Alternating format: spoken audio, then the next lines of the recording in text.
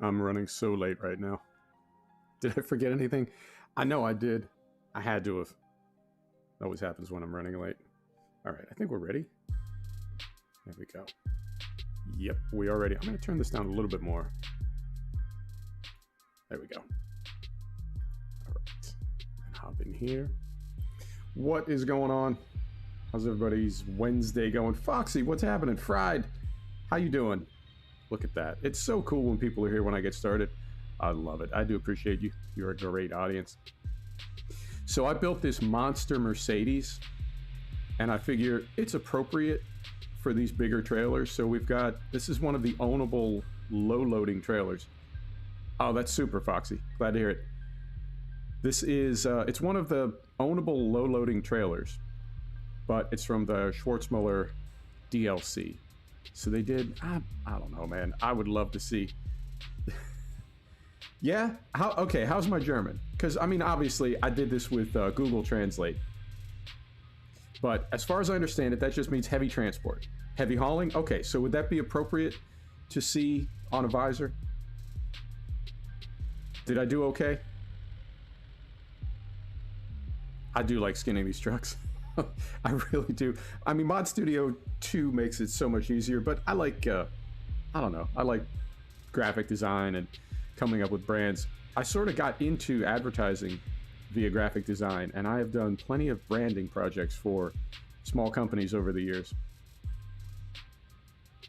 Okay, right on. Very cool.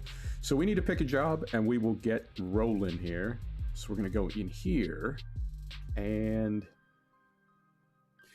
what kind of mic? I am on, I use two. I have a Blue Yeti, and I back it up with a Blue Snowball Black Ice. Caden, what's happening? How you doing, brother? All right, so we want to go in here. Now, I made this thumbnail a while ago, so I don't know if we're going to be able to get to Warsaw, because we had, oh, thanks, Rusty, I appreciate that. We had not a very good stream last time I streamed ETS. So let me see, we can go, I don't want to go back to Norway, we can go to Gdansk. That's near Warsaw, is it not? No. Back here, Gdansk is, where is Warsaw? There's Warsaw. I mean, I guess that's the closest we can get. 6 tons, but it is big. Let's haul a yacht. Anything else going down that way? Let's take this. All right, here we go. Oh, I love it. All right. Okay, here we go. So we got that going. Windows down. It's evening, is it not? No, it's morning. It's early morning. Okay, so we'll leave lights off for now. Let's get the lift axle up. All right. And I had, let me see, it was Jenner that I see in chat sometimes. Jenner was helping me out understanding these trailers. But what he taught me was, with the steering axle trailers, it's the difference in angle between the truck and the trailer that determines the steering axle. So the harder you crank the wheel, right? And the greater that angle is right there. Oh, but you know what? Never mind. Disregard. Just ignore everything I said. It's not a steering axle trailer. All right, forget it then. Oh, not off to a good start. You can connect nouns in German if the T, whichever transport is a tiny one, is right. You correct nouns as one word. Oh, okay. So in graphic design, that right there, that's called bumpy caps. When you randomly capitalize a letter,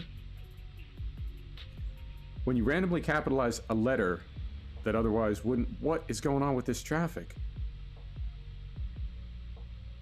There you go. That's called bumpy caps. So like Microsoft, if you were to capitalize the S, that's bumpy caps. It's not, I mean, it's not grammatically correct, but it does sort of add a little bit of stress to the second word without splitting the two up. So you do it when you have to save space, but you still kind of accent that second word. Yeah, the traffic. What in the world? Well, I mean, fortunately, we've got a few hours. I see some hazards down there. There we go. They're moving. They are moving. We've got plenty of time. We're not in any hurry. I've spent the morning in the Yukon in Hunter Call of the Wild, and I got my red fox. It's not a very good one, but I got one, and I got several gray wolves, and I finally got a big male grizzly, and I'm super, super happy about that. But that game is so addictive. It's unbelievable. I don't know what's happening down here. I feel like the blue car to driver's right is trying to make the left. I don't know what's happening. I mean, what can we do? We can back up into our own driveway and sleep? We might lose our job, but I mean, we're not making a lot of progress here. I don't think they're going to move. Whatever's happening down there. Thought I was hunting where? Rhode Island. Wait a minute. I don't even know what that means. All right, we got to do something here. We got to make an executive choice because, yeah, that's absolute gridlock. Is it going to go away if we sleep? Maybe. In real life? No, I haven't hunted in real life for years. It's been a long, long time since I've been hunting. All right, so we will pull in the garage here. Fortunately, we're at our garage, so we do have a place to sleep. So we'll get unhooked here. I hope this isn't another cursed video. And you know what's going to happen? As soon as I unhook, that jam is going to clear. All right, here we go. Yeah, I think that the traffic on our side can't pull forward and make their left because the blue vehicle on the other side is too far forward. Maybe. I don't know. So we'll swing this in here, right about like so.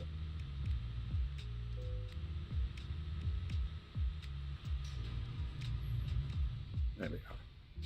Neutral, set the brake, engine is off. And you know what? This might work out because it looks like we do need to sleep.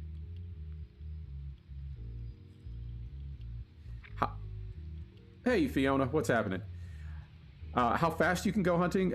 Do you mean how quickly you can get to a place to hunt? Or do you mean how quickly you can get the permits and everything and get your licenses and buy a gun? All right, so we'll go back here. Is that other one still available? No, that's gone. All right, so what's the longest we can take? The second one. Yeah, I mean, it's relatively quick. I wouldn't mind. You know what? That's right around the corner from Gdansk. 56 minutes. All right, let's take this one. Let's go. Hey, Fiona. All right, so we are fired up. Oh, you're saying it's afternoon, evening in Germany. I got you. I thought you were saying you were in Germany. I know you're in Germany. All right, so the jam has cleared. Ernie, what is happening? How's your day going, my man? Yep, it's relatively quick, although most people, I have to say, start hunting when they're kids in America. And the permits are a little bit different. You're sort of, I mean, you still need to take classes and you still need your tags. But it's, typically you're going with an adult. Well, typically, if you're 12 or 13 years old, of course you're going with an adult. So you sort of ease into it that way, and then you pick up your other tags for whatever animal it is you're hunting yearly as you go from there. Are we gonna clear? What? God damn it! Where did they come from? I don't know what is happening with the traffic in this game, but it is becoming extremely frustrating for me. Not how I wanted to start.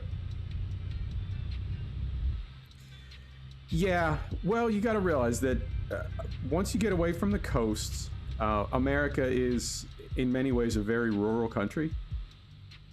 So other than big cities, Chicago, St. Louis, Dallas, there are a lot of rural areas between the coasts.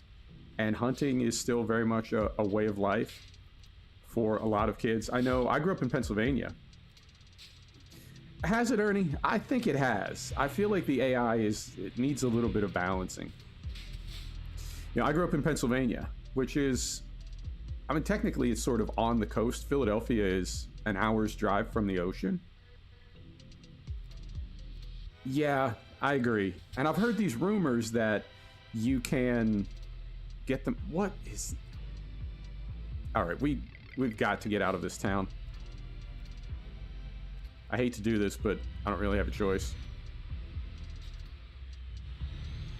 Yeah, I think this intersection is bugged out because it looks like this is exactly the same problem as we had before. That car can't make the... You've got to be joking. Now they're going to make the left. All right. We're going to sneak right through there. Good grief. Stop for this red light. Yeah, I was told that the AI does react to turn signals, hazard lights, and beacons, but I don't buy it. I don't believe it. I think that's a myth. So I grew up in Pennsylvania, and in Pennsylvania, the first day of deer season in November, public schools don't take attendance because there are so many kids out hunting, right? The school is, I wouldn't say it's empty, but I mean, there are a lot of kids that are not in school on the first day of hunting season. And I by no means grew up in the country, so hunting's a really big part of life for a lot of Americans, and it's definitely something that fathers and sons share a lot, and also I guess fathers and daughters more so. So it is, I know it can seem kind of weird, but it is a big part of American life.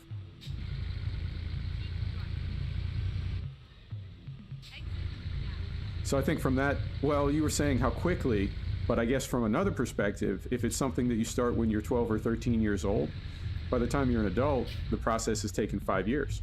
So it's quick, but it's, I don't know. Maybe it's just more of a lifestyle thing.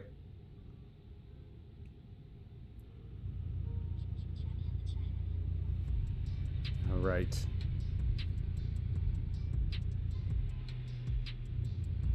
I'm getting like every third word of this. All right, so we're gonna sneak over here. They let me out, sir. God, the traffic is brutal.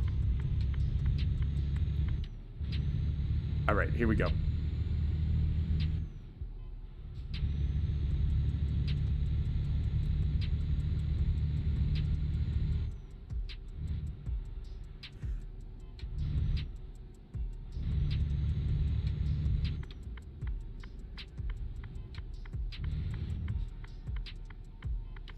Yeah, I hear you, Foxy. It's I don't know. I'm reluctant to even dip a toe in that topic because it is so controversial. But it is part of America. You know, it's just part of our culture. And I'll leave it at that. And I think speed limit is 90 here. Yeah, speed limit is 90. Okay. So let's go. Now, it said we had 56 minutes to get this thing. I hope we get there in time. If not, we will grab another job and take that instead. All right. There we are. What else is going on? Precision farming is cool. It's I enjoyed it yesterday. I'm a little disappointed to see that maps are going to need to be converted because depending on how long that takes, I mean, really all we've got then are the 3 base maps. So we've got the Ravenport, I can't remember the other German base map, and then the new Alpine map. But I think it's going to be a minute till those maps get converted.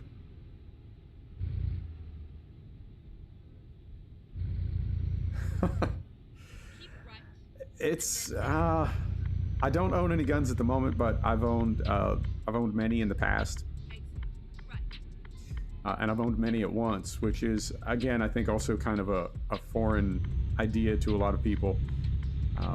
You know, the idea that you would even need one gun, but then that you would need a dozen is, I don't know, and I think even to some Americans that's a little, you know, what do you need 10 guns for? What do you need 12 guns for?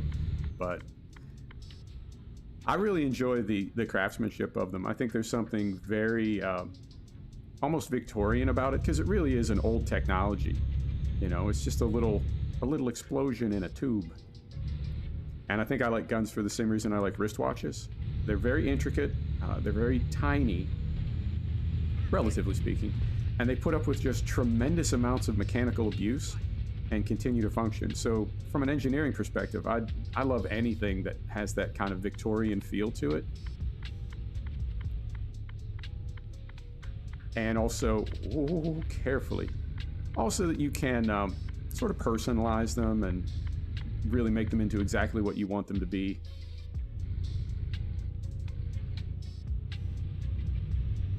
Get ready to turn right. A new Shellington. Interesting. Shellington and Coldborough Park Turn right. are the two maps that really kind of, I don't know. That's what got me into Farm Sim, I think. Coldborough Park specifically, but Shellington as well. All right, so let's get down to neutral here. See if this job is still available. I hope it is. Yeah, airsoft is a nice compromise. No, I think we lost that one. Oh, game, we are not off to a good start. We'll take this one then. Yeah, I think that's the next, yeah, the next furthest. But we're making our way down to, right? We wanted Warsaw, then we got Gdansk, then we got Kaliningrad. All right, we'll take this one. Let's just take anything. Let's get on the road. Yeah, airsoft is a nice compromise, I think. And I know a lot of people hunt. I'm waiting on some conversation in Discord. We got to find out what map we want to play. We got to find out what DLC we want to run. I'm waiting for some people to pop up in Discord so we can hammer some of this stuff out. I can't just go all willy-nilly. I can't go all half-cocked. I got to have a plan. See if we can straighten this out. There we go. Definitely want to get an MP server going, but let's figure out what we want to do. So let's get up in the Discord. Does it have? Maybe it does have steering axle. I didn't think it did. All right, here we go.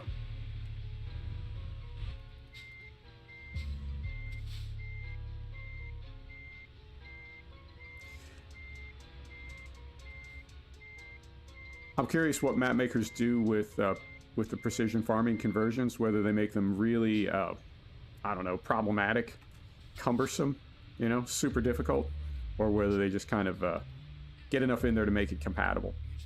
All right, engine is off. Let's load up.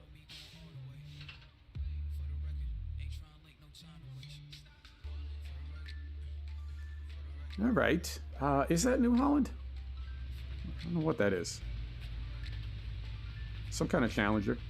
All right, here we go. And I know we got beacons on the trailer. Yeah, we got beacons on the trailer. I don't think we have beacons on the truck. You know, Fried, I don't think they do. Maybe it's just a blue, like a blue Challenger. Oh, all right. Head axle's down. Brake is off. Here we go.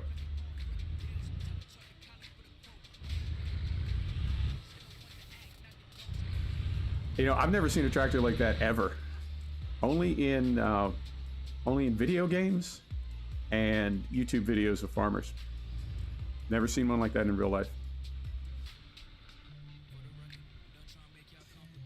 All right, so I think we're gonna clear this gate. Oh, this has been exciting trying to get out of town, but I think we're ready.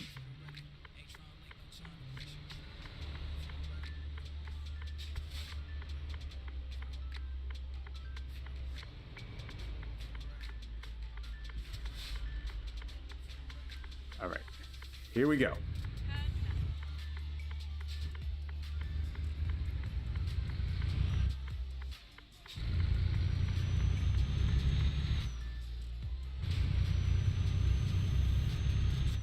Get some windows up here. Man, there's all kinds of movement on this map right now. We got trucks, we got trains going by. I love it. so we will get flipped around here. I don't think it's going to be too awful long to get to... we're headed down into Latvia. And then from there, let's keep heading south down into Poland. I'm thinking maybe we'll go all the way down to Istanbul. Probably not this episode, but head down that way. So we'll go from the Beyond the Baltic DLC to the Road to the Black Sea DLC. All right, that's better. Keep left and then turn left. Yeah, fried the... ooh, Turn left. faking me out again. What is this? All right.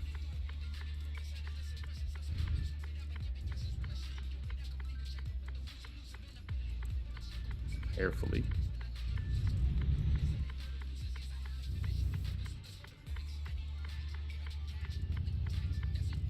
I did. I mean, I like it. I think it's a good truck.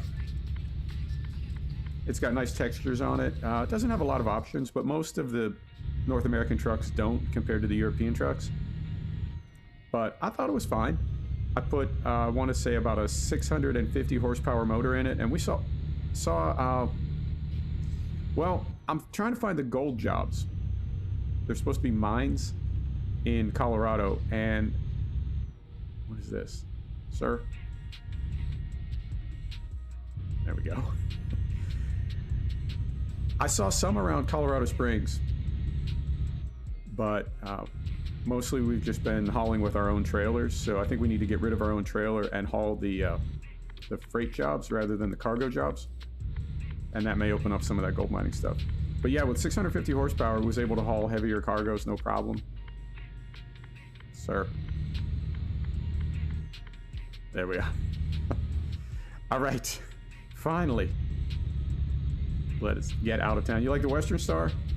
I hope they bring some sleepers in for that. I mean, it's a brand new truck in real life, so it's possible they haven't been able to skin them yet.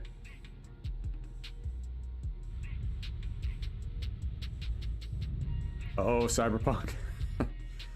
Fried, you said you have it pre-ordered. You're going to be playing it as soon as it drops.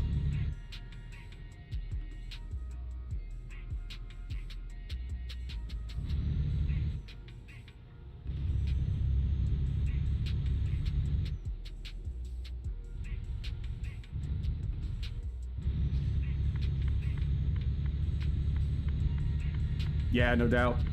Now, is anybody here waiting for Star Citizen? Is anybody in on that early access or waiting for that to drop?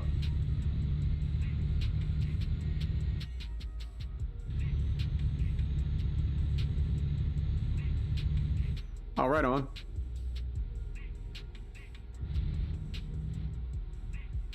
Let me get through here. I think we're exiting here. Yeah, we are exiting here.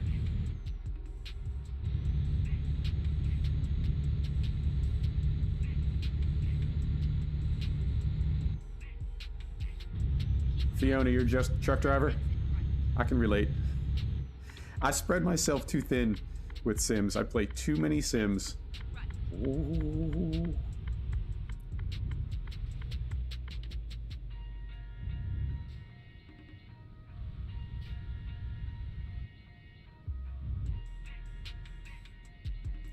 Man, I transitioned over from the Jazzy Cat truck packs to the Sissel via the Steam Workshop, and I do not regret it. I think Sissel, I think they're as good as Jazzy Cat, no doubt, and they update automatically.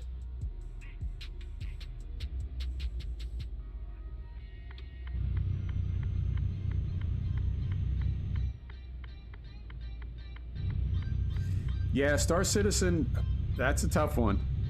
I mean, but they said the same thing about Cyberpunk, that maybe it was just never going to get here. I think Star Citizen will get here, and they've got to be making money selling those like $50 ships. They've got to be making enough money to keep the bills paid.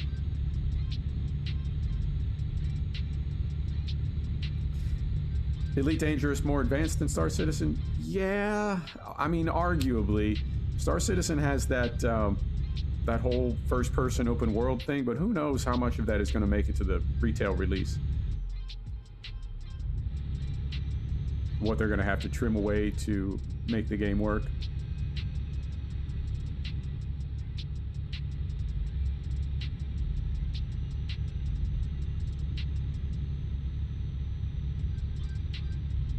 Yeah, that's a fair point, Foxy. Slide over here. Game development is tough, man. I think I saw in a developer stream or a note from SCS, they said they're up to 200 people now for staff. And I mean, I love SCS. I think they're a great company and I want to do everything I can to support them. But when you have 200 employees, I don't know if you can call yourself an independent developer anymore. I think maybe that's, you know, I think you're becoming like a mainline developer.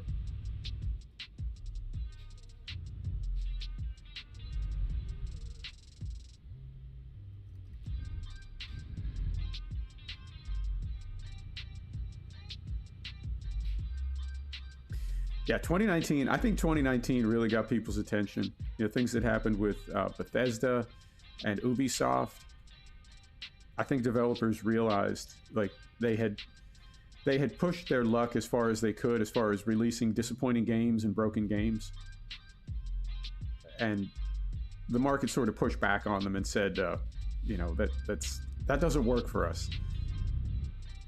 Fallout 76 and Anthem and Ghost Recon Breakpoint, some of those other big titles that were just absolute disasters.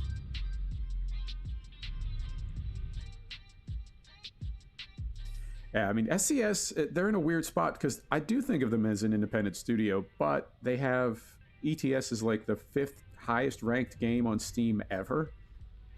And it doesn't have these massive spikes of concurrent players like Rust or something, but it's like there's always 20,000 people playing ETS2. Always. And I know there's other games that spike. You know, Fortnite had its moment. And then they sort of fade away. And I feel like Truck Sim, after 8 years, is not fading away. Yeah, we'll see. I mean, it's a lot of hype to live up to. Foxy, honestly, I don't know how much money they've made, but I know 200 people is a lot of payroll. That's a lot of people to pay every 2 weeks, you know? And it really makes you wonder, like, how much DLC are they selling? Because you can buy the game for $5 now. It's always on sale. Seriously, you only have to wait, I'd say, less than a month, and you can get ETS2 for $5. Taro, what's happening? It was a little rocky. I have to say, it was a little rocky getting out of St. Petersburg, but we are on the road now. We haven't taken any damage, and we don't have any tickets, so we're doing okay. Let's get slowed down just a little bit here.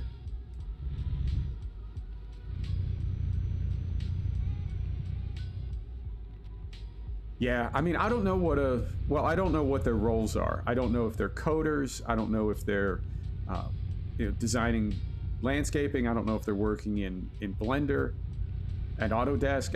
I don't know what their roles are, so I don't know what they're getting paid, but it's still a lot. I mean, even if they're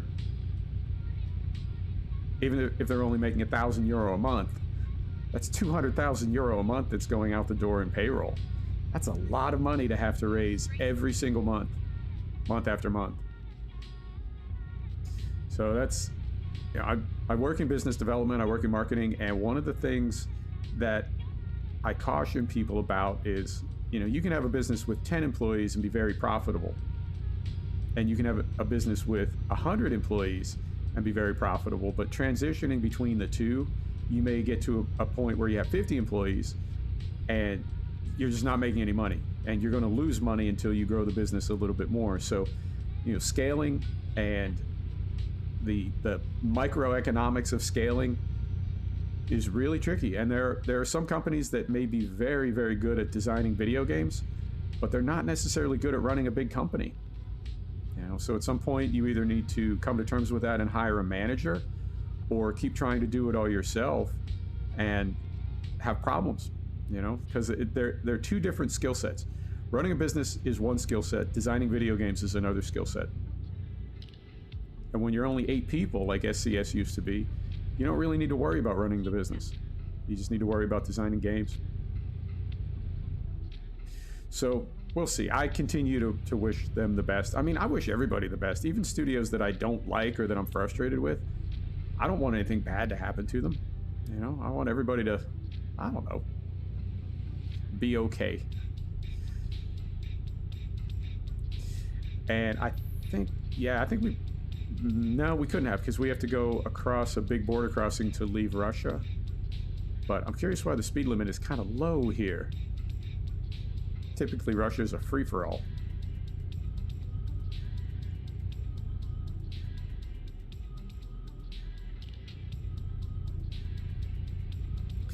And I think, yeah, the only two titles that I'm looking forward to, well, one's a DLC. We're getting a TGV DLC for Train Sim World next week.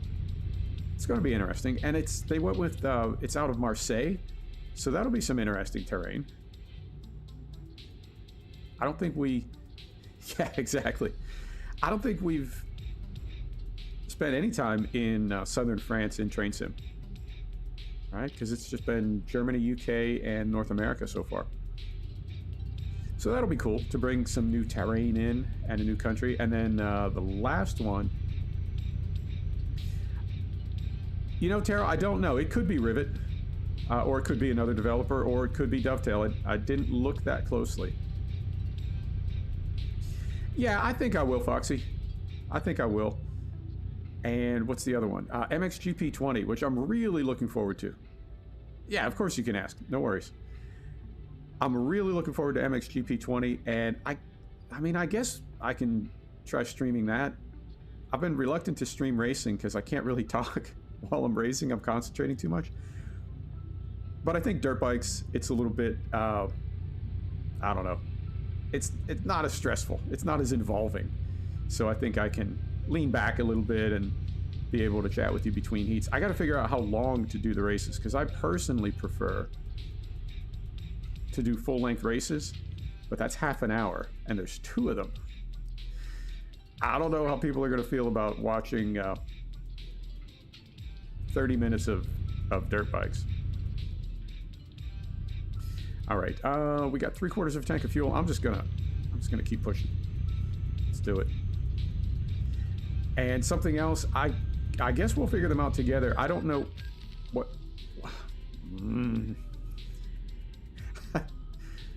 There we are. I don't know what safety systems TGV uses and if it's anything like the German safety systems. So we will, I guess we'll have to figure that out as we're streaming. It seems like a good looking train though. And I don't know. I mean, I want to see more bug fixes and I want to see more optimization for TSW2. I know TSW 2020, they would do a big update typically before they drop the DLC. And it seemed like they were continually optimizing. But then at a certain point, it sort of dropped off a little bit. Speed limit. You got the new AC40. Yeah, now that's just slightly different than one that's included in base game.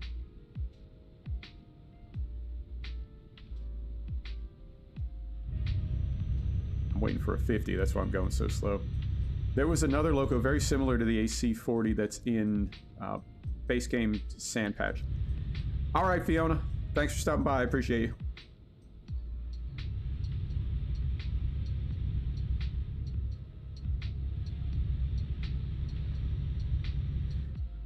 So Foxy, being in Germany, do you think you enjoy ATS and the North American train routes because they're not something that you see every day?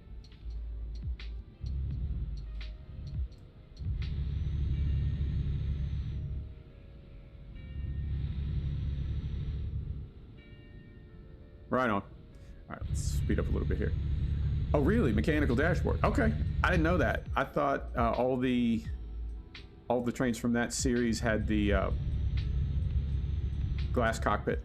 Okay, that's cool. Well, now I want to try it out. Now I'm curious about it. I didn't get it because it's so close to the one that's in base game. But maybe we should hop in there.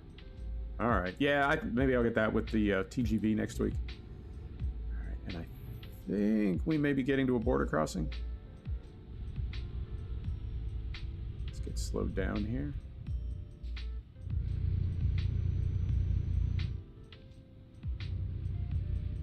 I think I'm split just about evenly between ETS and ATS. Although I do wish they had more options to accessorize the American trucks. I cannot figure that out, why they don't have more, like on the side skirts, down low. Because that's definitely something you would see. Like we're running, well, it's a bad example because it doesn't have side skirts, but typically on the trucks that I build, we run some lights. On the ETS trucks that I build, we run some lights low on the side skirts. And a lot of American truckers do that as well, and it's just not, you can't do that on the base game trucks, and I don't know why. I've never understood that. And what else? I mean, I guess you pick these options from the factory, or maybe your company sets them up, but I know a lot of American trucks, the new ones, the Streamliners, have lights like up underneath the wheel well. Right, if I can get in here. Yeah, I can't really zoom in close enough. But they have lights like turn signals up under the wheel well, sort of above the tire. I guess so if you're right next to the truck or beside it and just behind it, you can see there in the dark. I don't know. But that's definitely a thing, and it seems like for some reason SCS does not have those.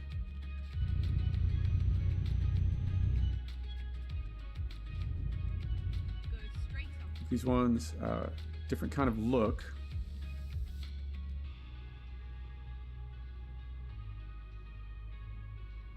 Yeah, I agree. I think most people that are into trains, they were fascinated with trains when they were a kid, like all kids are, and then they just never grew out of it. I love trains. And I don't really think of myself as a rail fan.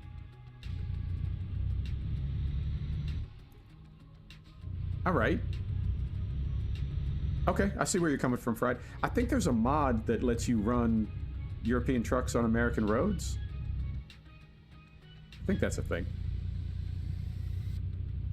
I'm not a huge rail fan. I'm not the biggest rail fan. I'm really into sports cars and racing, particularly from like the 60s and 70s. And I can spot cars. I can spot particular cars and unique models. I can look at a car and the track that it's on and know what track that is and what year it is and what the significance of that race is. And I know people can do that same thing with trains, but I can't. Like, I'm not that into trains to be able to do that. So we're gonna swing out here. I'm gonna stop. I don't trust the traffic. Really? I mean, I just feel like if we had tried to make that turn, that truck would have pulled forward and we would have hit it, and instead it stopped. I don't know. Man, I do not want to get pulled over by the Russian police. There we are.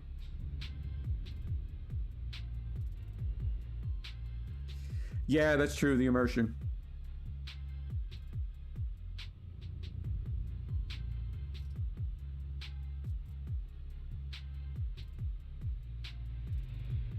Rail Cowgirl channel. I do not, but it sounds fascinating.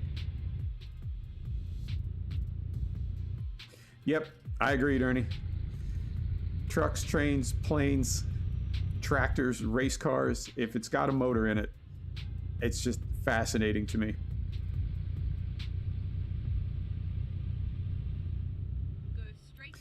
Been that way since I was a kid. All right, so we got a mighty turn to make here. Great big swing. Do this very carefully. It's good there. Still good.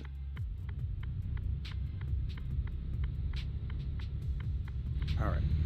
Right out there. Oh. Spooky.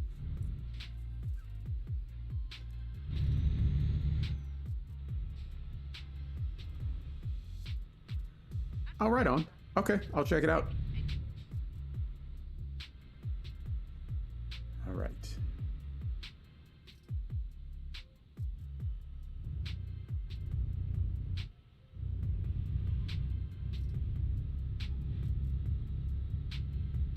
Carefully. Carefully. All right, we got it. All right, on Ernie. What do you work on? What type of vehicles? All right, and this is 60 through here. Okay.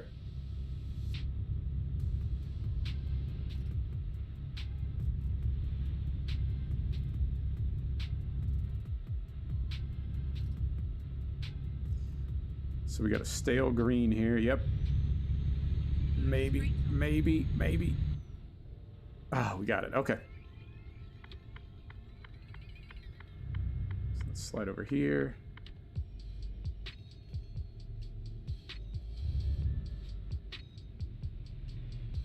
Keep left and then turn left.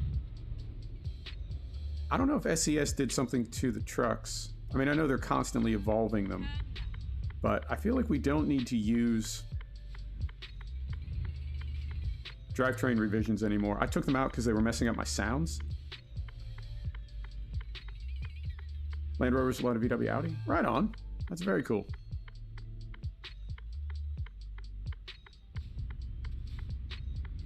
When I was in LA, I very nearly bought a Discovery Saudi edition. Which I didn't know was a thing. Apparently they came from the factory that way, but it had like massive radiators and alternators and an oversized air conditioner. I don't know how they ended up with one at the dealership, but I almost bought that. I ended up getting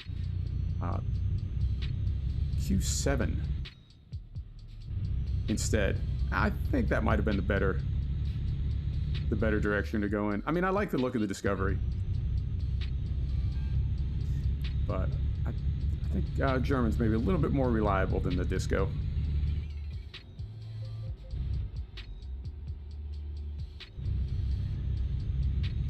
A7, right on. I think I'd go with R8, but not the most practical car. Man, I was prowling around the other day and I saw the R8 Le Mans prototype from 2009. It had the V12 turbo diesel from the R18 Le Mans car in it, and I think they wanted to make it as a production car. They wanted to make an R8. They said the back seat was a little smaller. They wanted to make an R8 with the Le Mans TDI V12 in it, which sounds absolutely mental. But, you know, engineers, right? Get ready to turn right. I think this is the... Really? All right. I'm trying to do too many things at once. That's the problem. Let's get through the border and then we'll get fuel.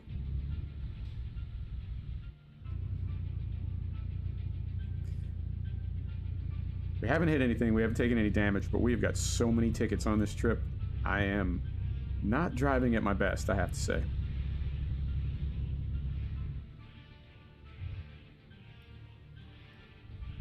And I don't know if I've been through this crossing yet. No, I don't think I have because it's not highlighted. This music, though.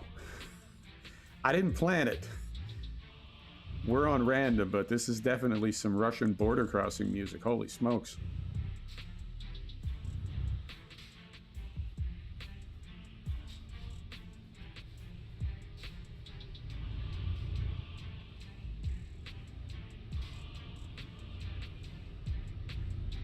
All right. Let's see if we're in order here.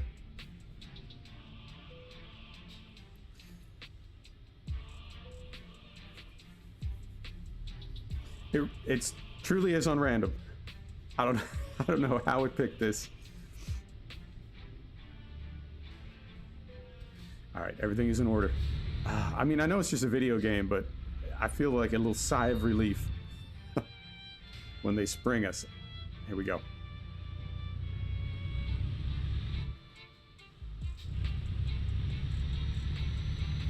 Get ready to turn right.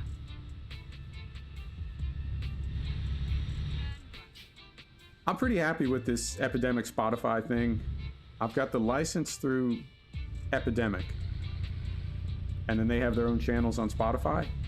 And as long as you have the license, anything that you stream or include in your stream from one of those channels is automatically licensed. Like, I'm covered. And I don't know how it does it so quickly. I posted a video a while back with UC Bjorling singing Puccini in a rally video. And within 10 seconds of posting that video, I got the copyright notice. I don't know how it processes it that quickly, like how it's able to scan the music in all the videos that are uploaded. It's got to be thousands of videos per second being uploaded, and the software can somehow scan them all and immediately know if you've got a copyright strike. But Epidemic's treating me pretty good. I'm on the, they have tiers of licenses. I'm on like a low tier license now, but I think as the channel grows, I'm going to bump up to the premium license.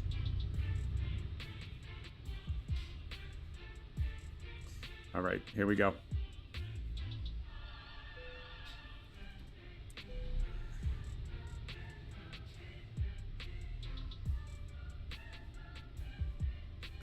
And I think we're going to need to sleep and get fuel. I do, because we have almost a full blue bar for sleep, and I don't think we're near our destination yet.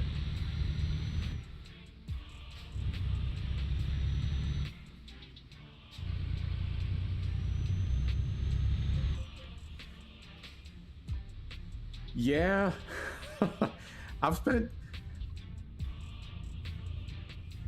some time in Southeast Asia, outside of cities, and I mean, I'm just a regular guy from America, man. I don't have any training in that sort of thing.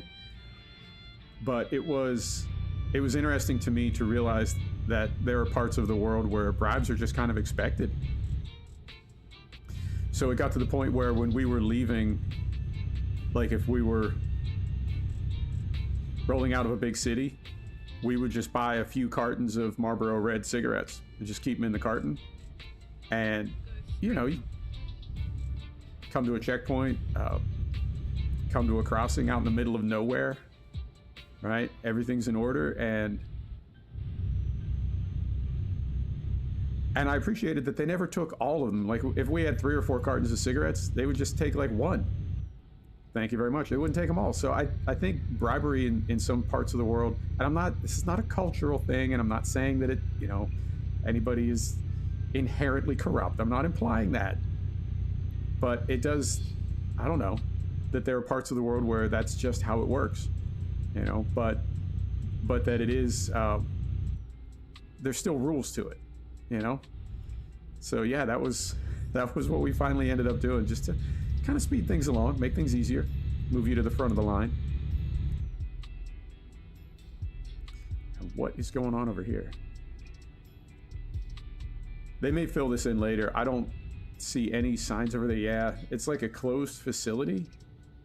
Maybe they're going to add functionality to that later. Seems like there's nothing going on there right now. All right. Do you want to sleep now and then get fuel when we can? Because I feel like we're just about to yawn, and that means we need to sleep.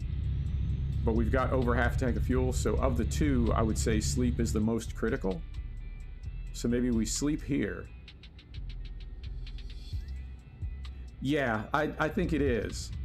But like I said, within that custom, there is a structure, Like, I got other people down the road I need to bribe as well. Don't take all my bribes. All right, so we're going to duck in here. And it is, it's just before 1 a.m. We're pretty far north, so there's still quite a bit of light in the sky. But if we sleep now, we're going to wake up, I'd say late morning. So we'll be able to drive in daylight. Okay, so lights off. Beacons off. Parking lights on. Windows down. Set the brake. Is that everything? Come out here. All right. Get some sleep. Here we go. And while we're here, let's take a look and see how far we have to go. Oh, yeah. Look at that. We're up just about halfway. Okay, so this was a perfect place to stop and sleep. All right, so back in here. Oh, I already started it. All right, let's start it a second time. Get rid of this. Brakes off, lights off, windows up, beacons on. Here we go.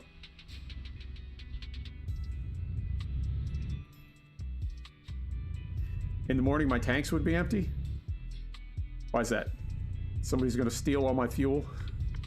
Oh, that would be terrible. Out in the middle of nowhere with no fuel. Oh, we're good. Here we go.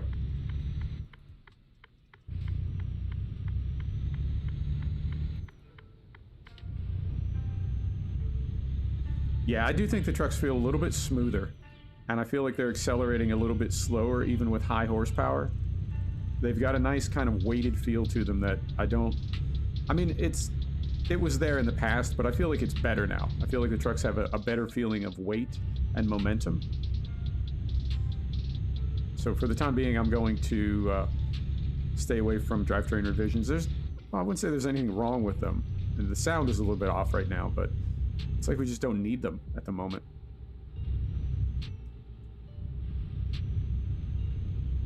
Oh, really? People steal fuel? Yeah, I mean...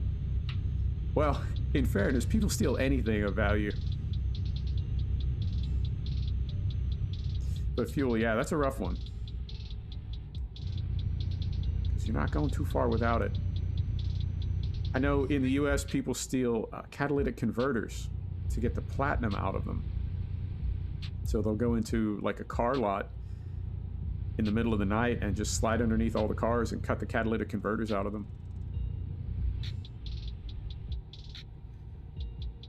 All right, back to 80.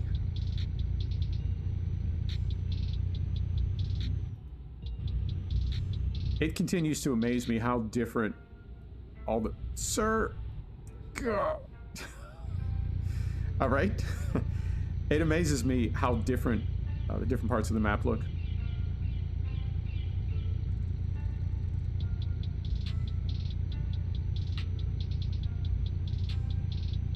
Was way better 15 years ago? Yeah. Yeah. I don't know, man. I feel like if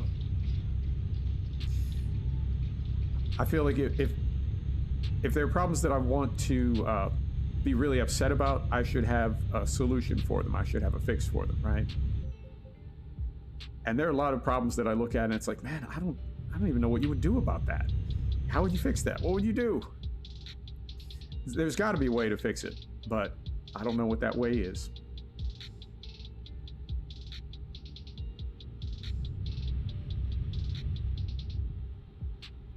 Oh yeah, I've seen that. And is that also for safety? Because I mean, back in the day, like in the 1930s and 1940s, that thing was bolted on there. It had to be like a spear, even if you just like bumped into somebody. Ugh, impaled by a hood ornament. That's a hell of a way to go.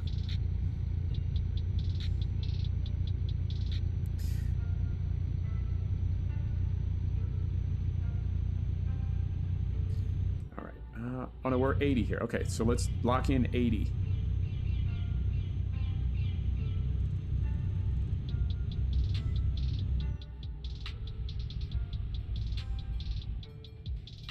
I hope we can stop. Yeah. That was close.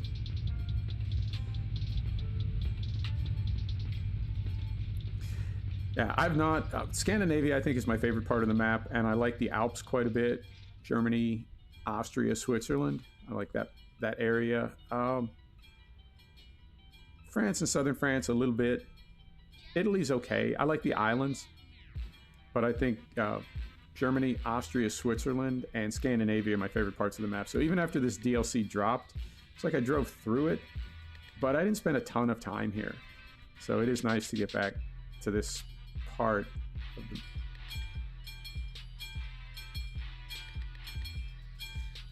That's problematic. Oh, game. What are you doing to me today? Now what?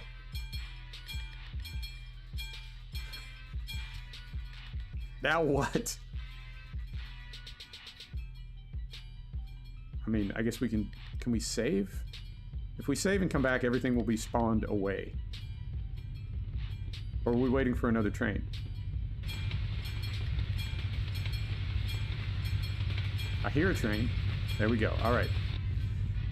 Let's hope for the best. Railways just do that? Yeah, let's just close the road. It's not like you had somewhere to go.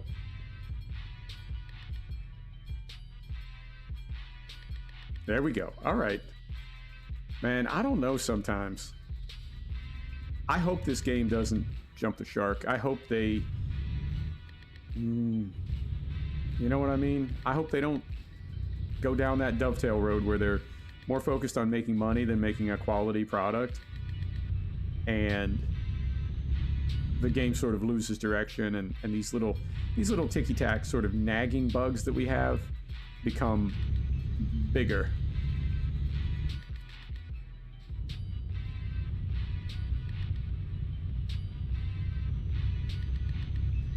So, a 60-ton oil rig truck.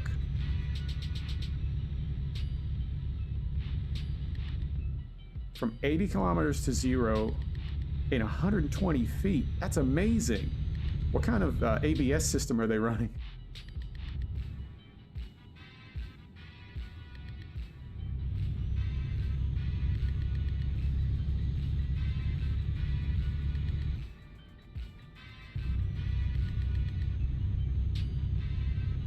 Yeah, that's... I mean, 60 tons, that's a ridiculous amount of weight.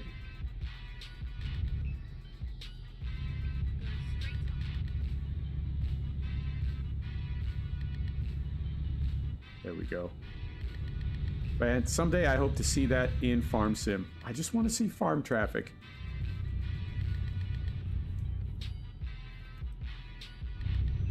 Alright, and we're still good on fuel. We're still good on fuel, but we can get some.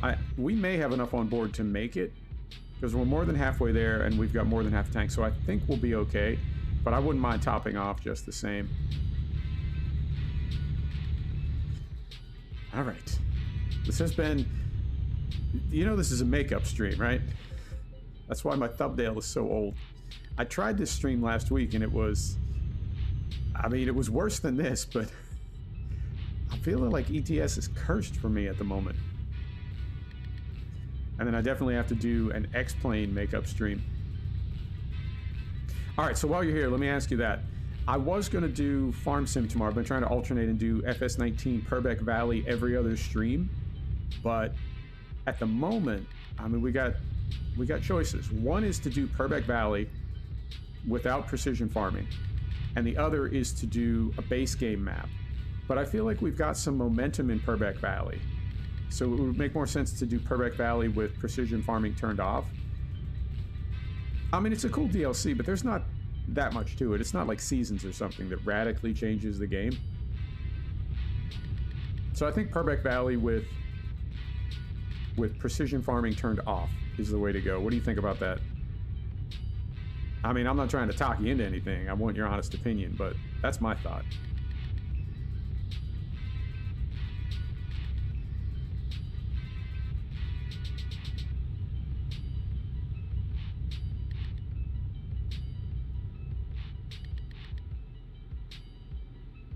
Be careful here, trying to read.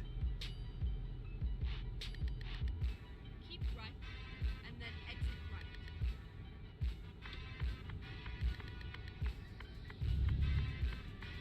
Exit right.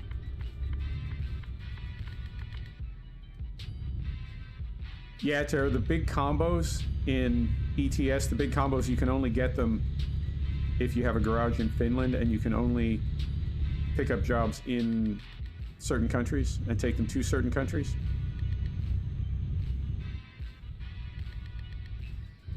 Carefully. All right. Oh, look at this. We're in like a pine forest now. Right on.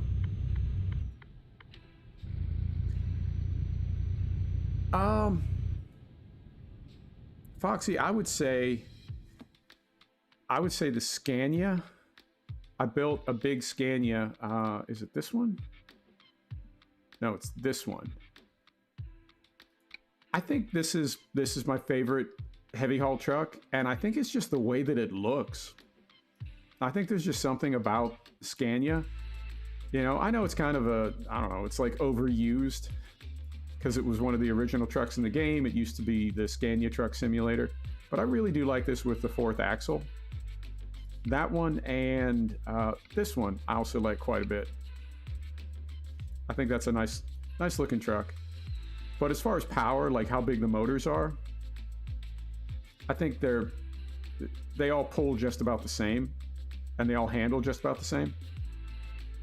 Oh, thanks, Foxy. And what's the other one? Oh, and I built a big MAN as well. But this just looks like a shoebox. There's really, you know, there's not a lot to it. But this truck has always struck me as being very mechanical. You know, it's got a very utilitarian kind of look to it. So I like that one as well. And then I didn't skin this yet, but we've also got this new one. That looks a little too sleek for me. You know, I got to put a skin on it. It might look a little different, but that looks too, I don't know, too modern. I like things a little more, a little older looking. All right.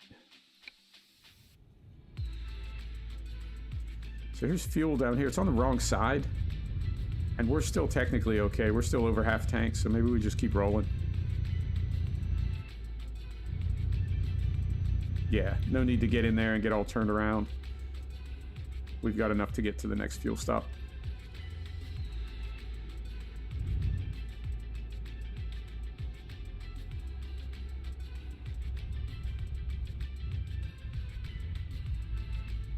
Cost around 195, 4 axles.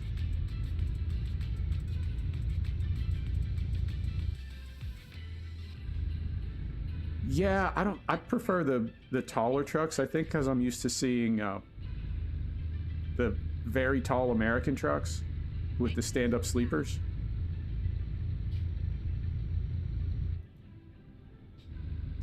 I don't know that the 4th axle really does a lot for you. I think 3 axles will haul heavy cargo just as well as 4. Common special transport.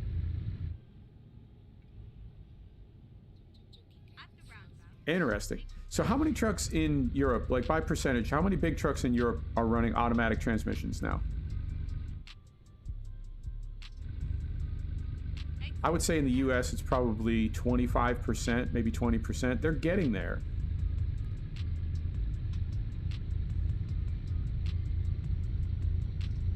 Yeah, I go back and forth, Foxy. There are times when I'm really into like 2-axle trucks, very short, very compact. And then other times like I just built all 4 of these big trucks. 4? 5, I don't know. But yeah, I definitely kind of go back and forth between the two. 60%, yeah.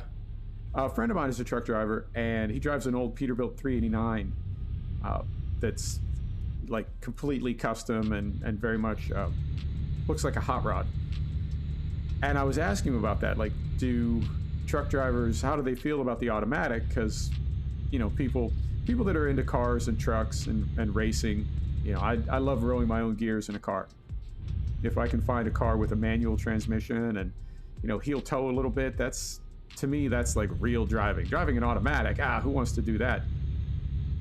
So I was asking him if truckers feel the same way, and he was like, no, man, it's so hard to drive a manual in a big truck, and it really beats up your knees. So they're like old truckers that can barely walk because their knees are so messed up from driving a big truck all those years. So yeah, they're happy to have an automatic. They're not trying to impress anybody. It makes their life a lot more pleasant.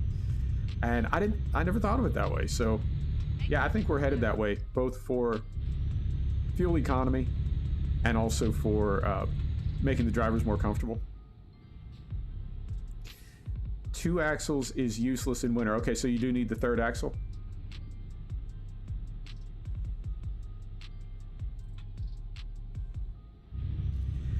Yeah, I think 2 axle is more for like local deliveries, or maybe cities that are like 100 kilometers apart, not too far at all. But I think 3 axles is kind of the standard for highway use, and then 4 axles for heavy haul and super long distances. Now, I don't know if there's a difference in turning radius between the trucks. I've never tested it, but I don't know, like, if we have a 2-axle, a 3-axle, and a 4-axle Mercedes, do they all turn in the same distance, or do the added axles increase your turn circle?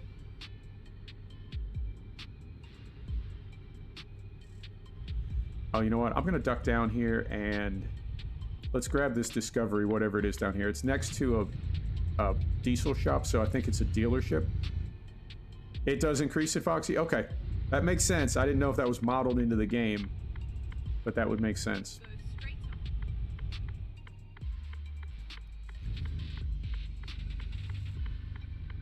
right here.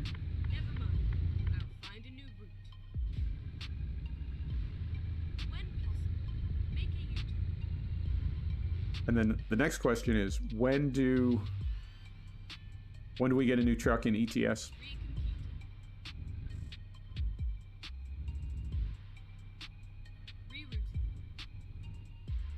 Let's do it. Let's go this way. Can we just flip it? Let's just flip it. There we go.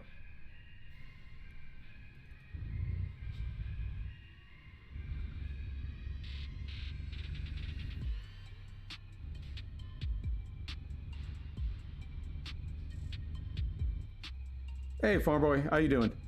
I think they have to do something with the Iveco. I think that is the least driven truck in the game. It's not a very good model. It's not a very good interior. Nobody drives it. It's old. It's one of the oldest trucks in the game. I feel like they've never given it any love. But that truck could definitely use a tune-up. Let's find a better gear here. There we go.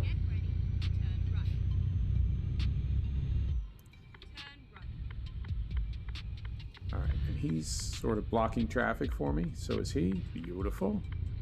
Right through there.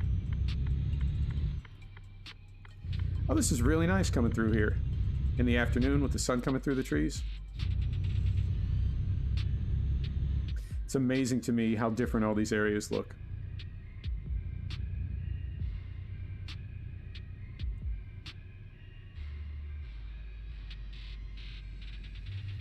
That's true with the weight. Oh, I got you. More axles is less PSI.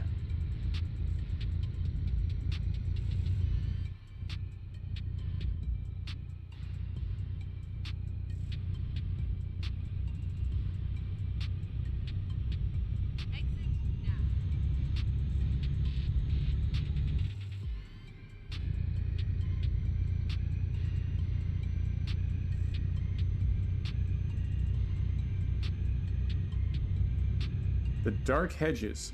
I mean, I'm guessing that's like a town or a city or a region or something, or are those actually like famous hedges? I'm not being an ass. Like, it's a serious question. Is that the name of a city, or is that like a feature, like a landmark?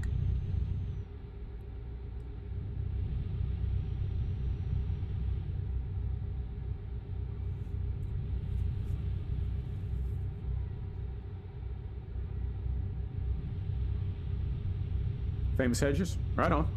I will look it up as soon as I'm done. Oh, this is cool. This is I don't know, something. This bridge looks significant for some reason.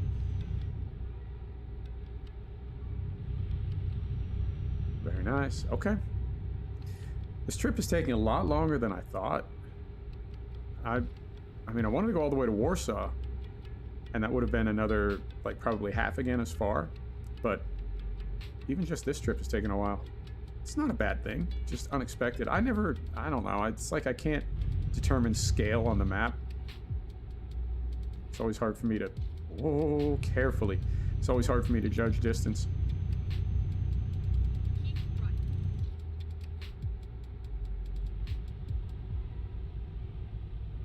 PSI is pounds per square inch.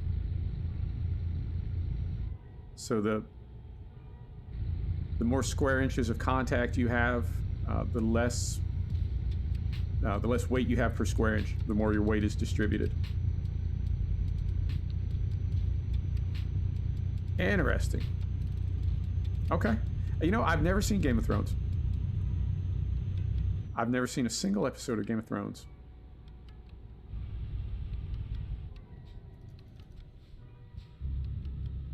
All right.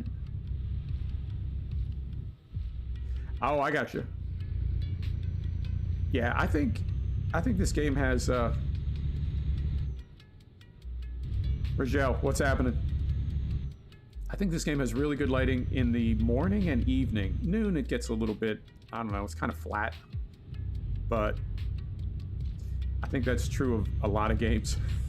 Farm Sim doesn't look great at noon, 17 or 19.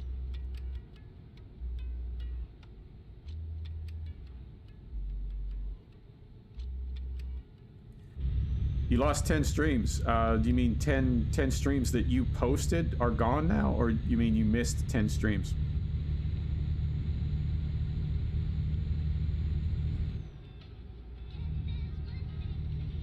Yeah, you're right, Ernie. That's why photographers are always out morning and evening. It's the best light. 5 hours left. Oh. You missed 10 streams? Well, you can catch them on the VOD. They're not going anywhere. I do appreciate you stopping by, though. It's always more fun when there's people in the chat. This truck here, I don't know what he's doing, man. He's speeding up, he's slowing down. All right, now he's turning. All right.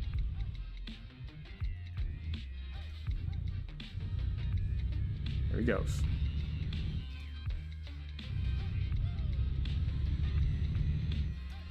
So, Fried, you are just all hyped for Cyberpunk. You're going to be playing that till Monday, right? I know you're going to be playing it all night tonight.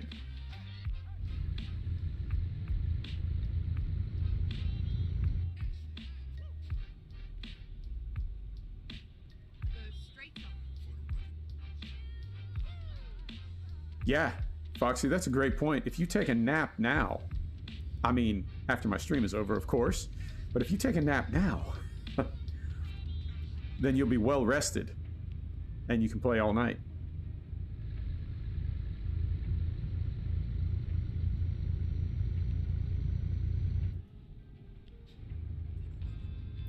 Yeah, I hear you. Man, I have fallen hard for Hunter Call of the Wild. I'm all about that game. And I've only been on the North American map so far. I did Colorado. And then I guess it's like meant to be Washington or Southern Canada. And the Yukon. Those are the only 3 maps I've been on out of like 10 of them. And it is crazy addictive. And there's a lodge now that you get where you can like mount all your trophies. And when you go in, it's just this big empty lodge with all this space where you can put mounted animals. And the first few times I went in there, like, you know, not really into it. But then you get a couple animals mounted, and it's like, oh, you know what would go great right here? A gray wolf. And so you go to the Yukon to try to get a gray wolf. And it's a really big building. It's probably like, I don't know, 5,000 square feet. So it's going to take a lot of trophies to fill it. But I'm definitely hooked. And I have been killed a couple times. I got killed once by a grizzly and once by a pack of wolves. So it's not just like walking around shooting animals. You have to really kind of plan things. And there's also different types, like within the animals. Like for gray wolf, there's obviously male and female. You want male, but then some are bigger, some are smaller. And so if you find like the highest quality animal, and you hunt it properly, you'll get the maximum score. So it's tricky to like do everything right, and particularly with something like wolves, you're trying to do everything right while they're trying to kill you. So it kind of helps you focus. Jaden Mays. I've heard of him. I know that guy. How do you know that guy? Yeah, you can get killed by animals. There's also fall damage. You can fall off cliffs. I don't think you can drown. I've fallen in water. I don't think you can drown, but you can definitely take fall damage. Go straight up. It's just a really gorgeous game too. It's very very immersive. All right, so here's a town. I don't think we need anything. Still good on fuel. Get ready. Turn left.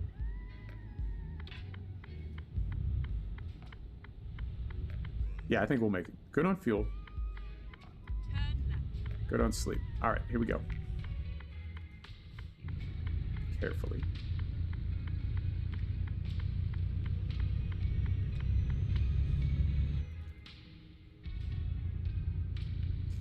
I'm starting to see our little delivery circle up front, so I think we're nearly there. And we've been going, what, a little bit less than an hour and a half? I want to go at least 2 hours, so let's pick something up and try to take it down into Poland as we, right? Because that was our original plan, so let's see if we can do that.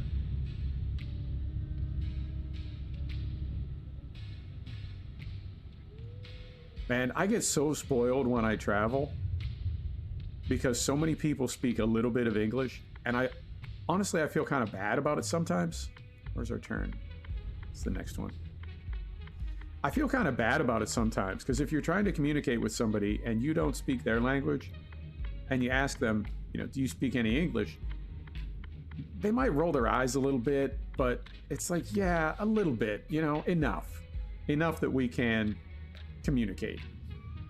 And it just always makes me feel like a bad guest, you know. And I really try to do my best to I try to be a good traveler, you know. I don't want to be the ugly American, but it does feel like an unfair advantage sometimes. I feel like I'm imposing on people and taking advantage of the fact that they know more of my language than I know of theirs. Makes me feel kind of bad. Turn left.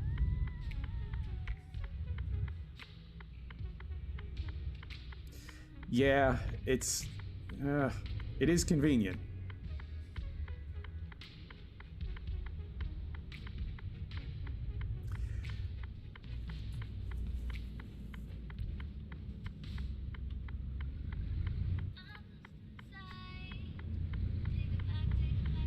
Foxy, I met a native German speaker, and that was the first time that I had ever heard that there were essentially two German languages. That there was proper German and Low German, and I did not know that. They also taught me about Schweizerdeutsch, which I was not familiar with. I thought people in Switzerland, I know they have like multiple official languages, but I thought Swiss citizens either went with German, Italian, or French. I didn't know there was an actual like sort of German dialect unique to Switzerland. Yeah, language fascinates me. I think because I travel so much, and I don't know, just it's even the dialects within a country. You know, there are places that I go in America where I really need to listen closely to understand what the person is saying. It's still American English, but a very, very heavy accent. And I know the same is true of other countries as well. And just region to region and different types of people. Fascinating. All right, we're getting close. Yep, there it is up in front of us. So I got to be super, super careful here. Really, 16 different dialects. Oh, we're gonna get this one. No. Ah, I knew it.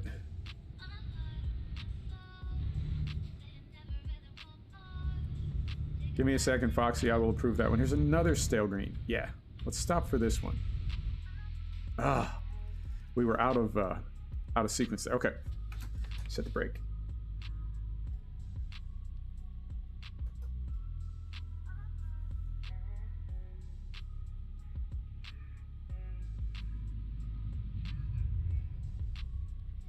Oh, interesting. So Schweizerdeutsch is not. I thought it was primarily German, but with a dialect. But you're saying that to like a native German speaker, Schweizerdeutsch is not easy to understand.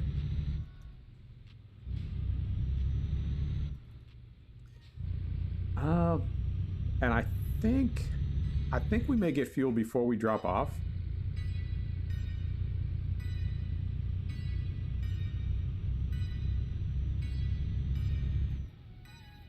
Yeah, let's do that. Let's get fuel before we drop off. Get ready. Sir, what are you doing? All right. We'll get fuel before we drop off, and whatever our next job is, we can just go and not have to stop then. I mean, we're going right past the place. Here we go. Jaden, what's happening?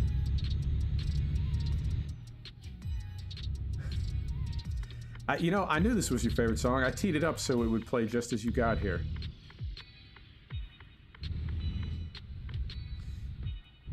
All right. So windows down. All right. On the neutral. Here we go.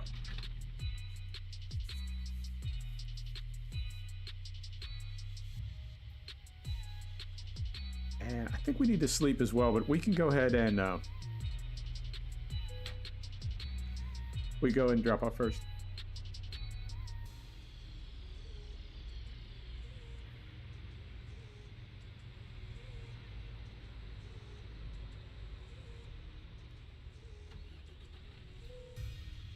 Interesting. Okay, so there's a difference between Swiss German and Schweizerdeutsch. I thought Schweizerdeutsch was like the official, unofficial language of Switzerland, even though they have all three languages. Maybe I understood it wrong. Let's get back out here. Get ready to turn left. Turn left.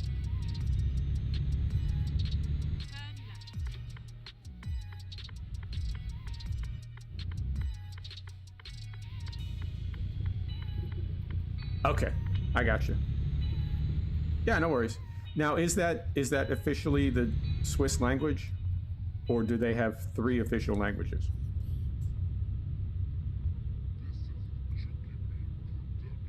Dave Hacks. I'll try to take a look when I'm done. See what he's all about. Get ready to turn left. I was in Geneva for, I want to say about 2 months.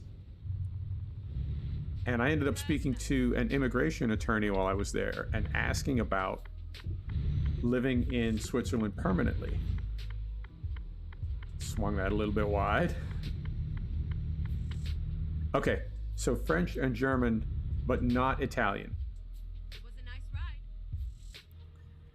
I spoke to an attorney about staying in Switzerland permanently, and he was like, yeah, no, that's not going to happen. Forget it.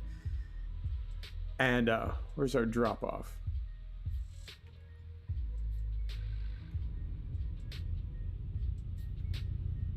And I asked him, why not? You know, why can't I move to Switzerland? And he was like, Switzerland doesn't need anybody. We're good. And I said, well, what if I gave you a bunch of money? And he told me there are more people that have a bunch of money they want to give to live in Switzerland than there are spaces for people to live in Switzerland. So even having a bunch of money doesn't get you a spot. It's he said they don't need people. And there are plenty of rich people that are already in line, so forget it. All right, so I stayed another 6 weeks or so till my project was done, and I was on my way.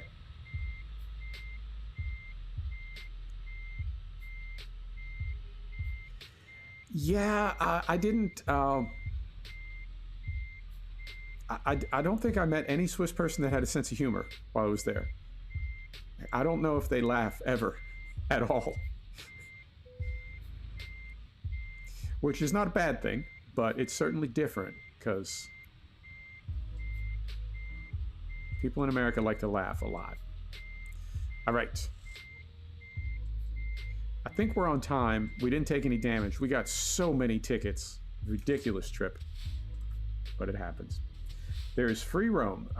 Sort of. I mean, you can just drive around if you want to, but no reason to. It's 7:30. I'm going to put the parking lights on.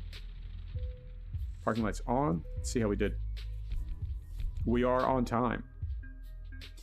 No damage. 30 grand. Not bad. Not bad. Okay. So we do need to sleep. Let's see if we can find a job with some time before we pick up, because we're going to have to sleep between now and where we pick up. So we want to go into Poland. Bialystok? No. Why does it do that? Bialystok. I think that's it. So we'll take this down into Poland. 20 hours. Okay, so we can go sleep. We'll find a place to sleep.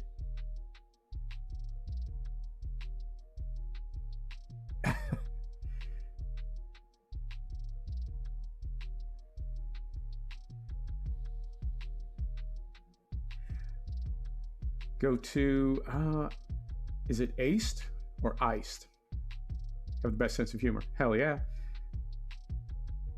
Yeah, I mean, I hear you, Foxy. I think Germans do have a sense of humor. I mean, it's different. It's very dry, but I think they got a sense of humor. Fried, I was in Bruges. I spent some time in Bruges, and it could be the prettiest city that I've ever been in my life. It was absolutely amazing. It was like being in a movie. All right. So let's get up out of here. I don't know how far it is to this pickup, but we're going to stop at the first place we can to get some sleep. Let's throw an axle up here. We do have fuel now, so we're covered.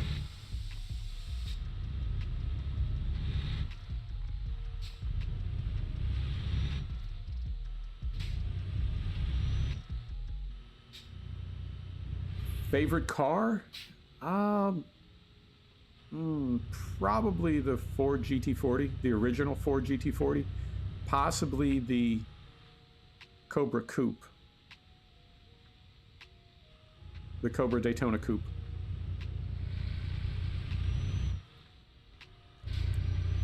All right, windows up. I want this next trip to be perfect. Try to do everything just right. Make amends.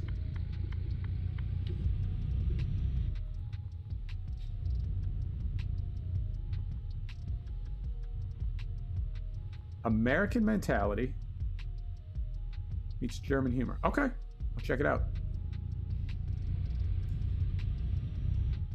You know, we didn't sleep at this fuel stop because we had to drop off, but I think we can swing in here and sleep on the way out.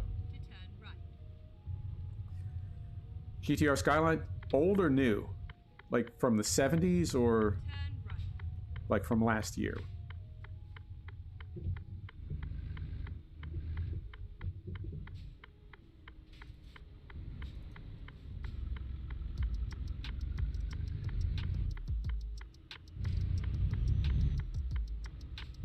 All right, so we're gonna flip around in here. The recent ones, okay. It's a good looking car. I like the Nismo Z. Big fan. I really do like the old Skylines. Mid to late 70s, I think they're fantastic.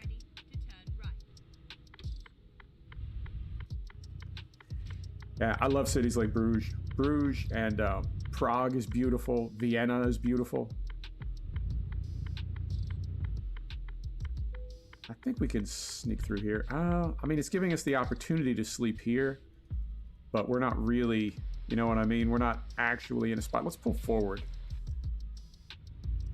Let's pull forward and get into a better, you know what I mean? Get a little bit out of the way so we're not blocking traffic. All right, right in here. The Belgian Venice? Yeah, I could see that. There we are. That's better. I think Venice is going to be closed to tourists probably in my lifetime. It's just too crowded. And I feel like the residents can't stand the tourists anymore. And they're all so rich, they don't need the tourist money. All right, let's get some sleep. It is, oh, this will work out. It's just before 4. So by the time we get loaded up, it'll be like 5:30, 6 o'clock. Okay, this will work. Windows up, lights on. Here we go.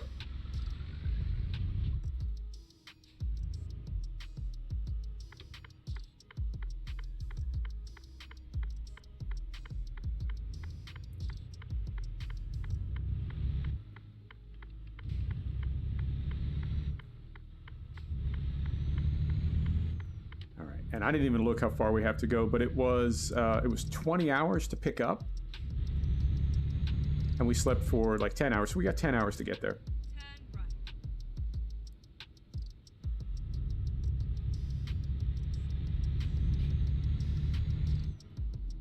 right. All right. Okay. What is the what's the reason for your carnival? Like, what does it celebrate? Is it for a specific person or a specific day or something, or is it just a seasonal thing?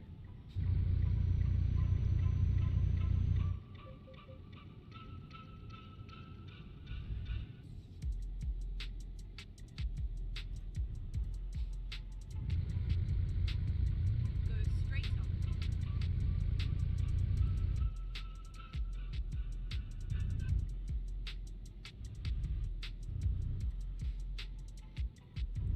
I like that they brought in those little animated speed cameras. Well, they're not really speed cameras, but the speed monitors with the animated numbers. And we've got, on the ATS side, we've got animated highway signs now. Oh, right on. Okay. So everybody just eats meat. Is it that kind of carnival?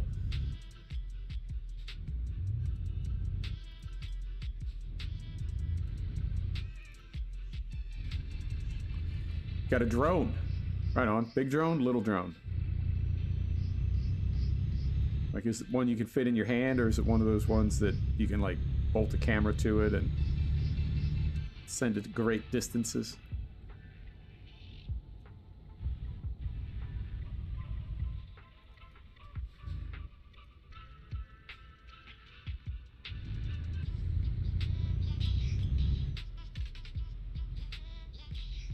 Go straight on. I'm going. Man. Oh, and this trip, this leg of the trip was going to be so much better. Ah.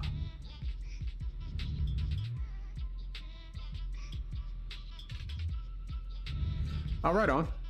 Yep, I thought about getting a drone, but I got too many hobbies as it is. I don't need another hobby. Favorite holiday? I don't really celebrate holidays. I had really bad holidays when I was a kid. I had bad holidays for years, so I kind of stopped celebrating them. And then, I don't know, various people in my life at various times are like, you know what? I'm going to make this the best holiday you've ever had. And it's like it put too much pressure on it. And then something happened, and it wasn't just bad. It was like worse than worse. So it's like, yeah, please stop trying. Please don't try to make a good holiday for me. So typically I just, I lay low during the holidays. I think I may do a stream on New Year's Eve, possibly Christmas Eve. I think I may do a stream for other people that don't celebrate the holiday. Because, you know, holidays can be kind of rough. You know, if you don't have a big family, I'm stopping for this one. Yeah, I keep getting dinged. I'm stopping. If you don't have a big family, if you don't have a lot of people to celebrate with, holidays can be kind of, you know, not a lot of fun. So I think maybe I'll do a stream for people that don't plan on doing anything for the holidays. If they're not, you know, not having the best day, maybe we can take their mind off it. Yeah, me too, Foxy. I hear you. All right, spread through here. And we did get fuel. I can see that. We did sleep. So we're good. Okay. Yeah, I think there's going to be a lot of virtual holidays this year. There's going to be a lot of Zoom calls. This has been an absolutely crazy year. I can't believe we've only got a few weeks left. 2020 has been... I've never lived through a year like this. This has been really extraordinary.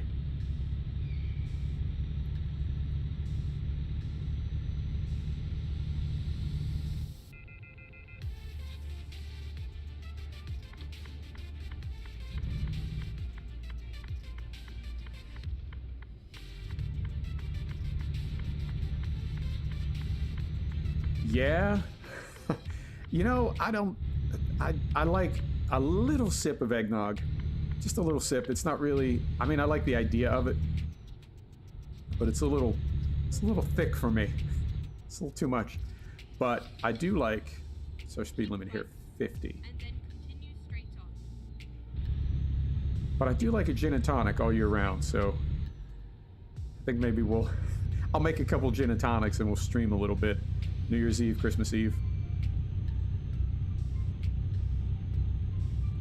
Oh, this is lovely with the sun coming up and the wind turbines. Ah, it's beautiful.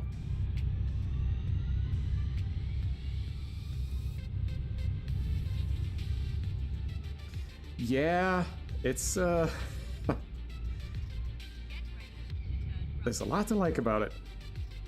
I love a good glass of wine, and I'm a sucker for a gin and tonic.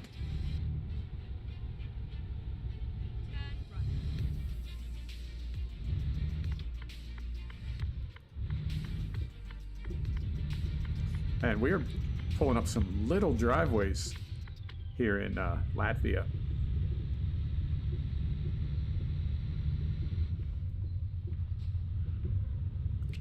Yeah, I'm really looking forward to having COVID in the rearview mirror. This has just been awful in the U.S. But I think, hopefully, what we're going through right now is the worst of it, and we'll be turning the corner here in the next few weeks, next 6 weeks or so. And then we can just leave all this behind.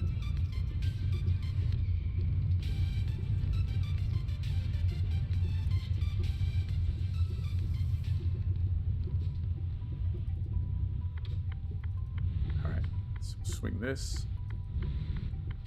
Oh, that's nice. You can see the shadow of the turbine blades going over top. I like it. All right.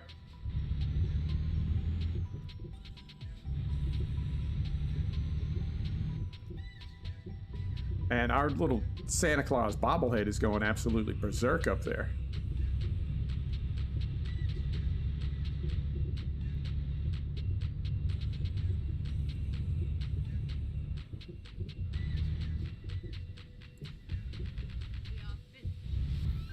All right.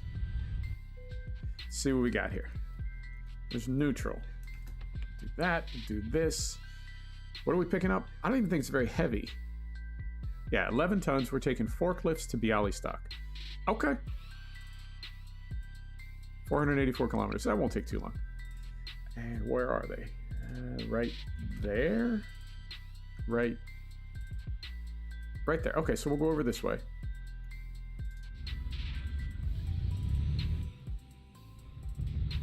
And just back straight in. Perfect. And we may do, next ETS stream, we may do what we did in ATS and stop using owned trailers. I mean, I like them because you can skin them both and match the trailer to the truck. You know, it's a nice look. But I feel like we've, I don't know, like there's more cargoes we could be hauling. We could have a little bit more variety.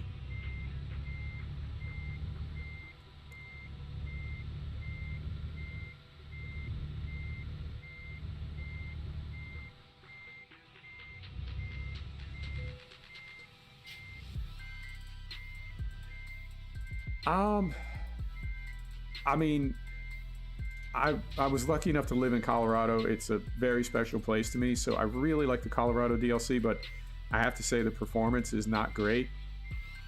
I don't think it's super well optimized, so there are some performance problems. And Idaho it's nearly as pretty. I don't think it's quite as pretty as Colorado, but it runs a lot better. It runs very much smoother. So of the two, I would say Idaho, probably your best bet. They look very similar.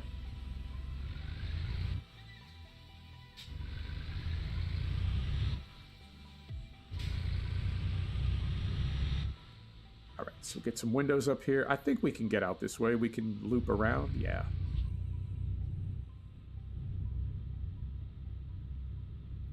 Oh, interesting. I just noticed like what's all around us here. This is... They've got some of these big wind turbine facilities in the Colorado DLC. So they got them on ETS and ATS. Right on. I mean, they're all good, but I think it could be a 2020 thing. Could be that SCS is trying some new things, but I really feel like the Colorado DLC is not super well optimized. Like most places, I'm capped at 60 FPS, and most places we're at 60 to 61, so we're hitting the limiter. In Colorado, I've dropped down to like 30 FPS.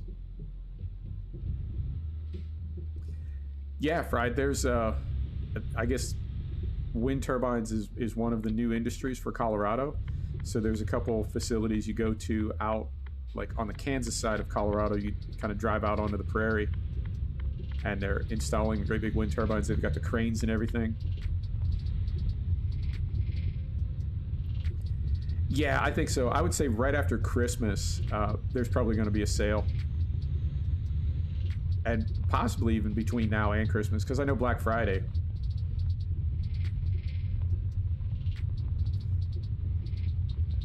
Everything was on sale for Black Friday, and then like a couple days ago there was stuff on sale. Like, oh, hey, if you missed it on Black Friday, it's still on sale. So I think we may even get some sales between now and Christmas. And then right after Christmas, everything will be on sale. And that's the great thing about an 8-year-old game is you've already made your money back from it, right? You've already paid for the development cost or whatever. So you can put it on sale anytime you want and just sell some more copies of it. All right, so we get slowed down here. Whoa, easy. Get slowed down here. Get to a good gear. There we go.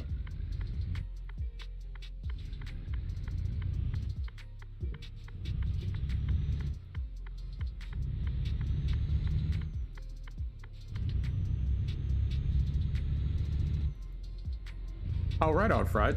That is super cool. Was it... Oh... I want to say Royal Dutch Shell made it, and it was called the Troll. It was an oil platform. There's like documentaries about it. I think it's the... At the time, it was the biggest man-made object that had ever moved. But it was ridiculous. It was like as big as a city. And they built the parts, and then they floated them out just offshore and assembled them, and then they towed the whole thing into the North Atlantic. But I want to say it's called the Troll. So if you Google like the Troll oil platform, see if you can find a documentary about it. It's super, super cool.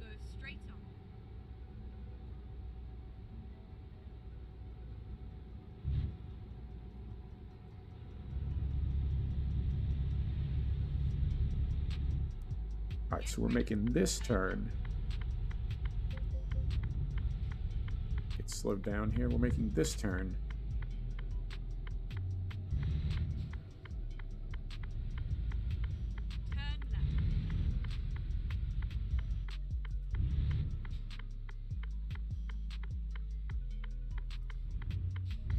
Here we go. And I think... are they taking us right through town? I feel like we're going right through the city again.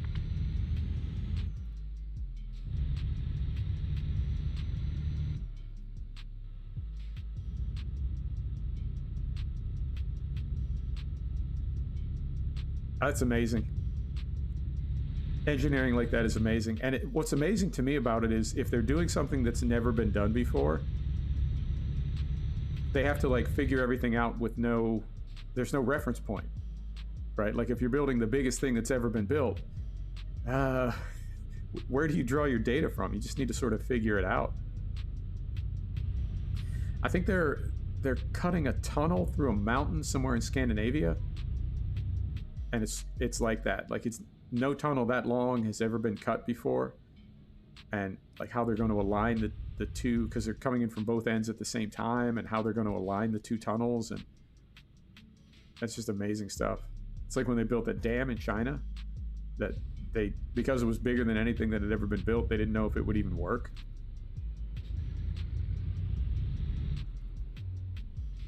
This is great with the trams. I really hope Lotus gets done at someday. I would love to drive trams in a video game, but Lotus, we'll see. It may be done. It may not. Same developers that make OMSI 2.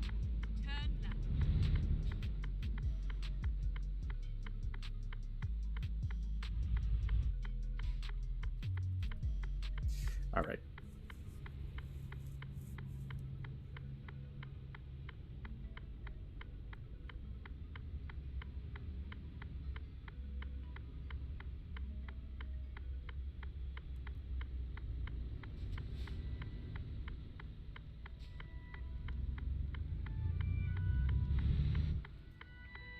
Foxy, they're supposed to do the Arosa line. And if they do, I'm really looking forward to it. It's one of my favorite routes from the Train Simulator franchise. Arosa and... what's the other one that goes to Zermatt? But there are two Swiss railroad routes that go up into the mountains. And I'm really hoping those make it to TSW2, particularly Arosa. That's the one they're like... it's on the roadmap. So it seems like that could get made. I hope it does. I would rock that. I mean... I know people have been saying for a while now it's called Train Sim World, but there's really only 3 countries that are represented. So they need to get some, I don't know, a little bit more variety in there. I think would be great. So France is a start, but if they bring the Arosa line in, I'll pre-order that. I'll buy it before it's even done. Can't wait.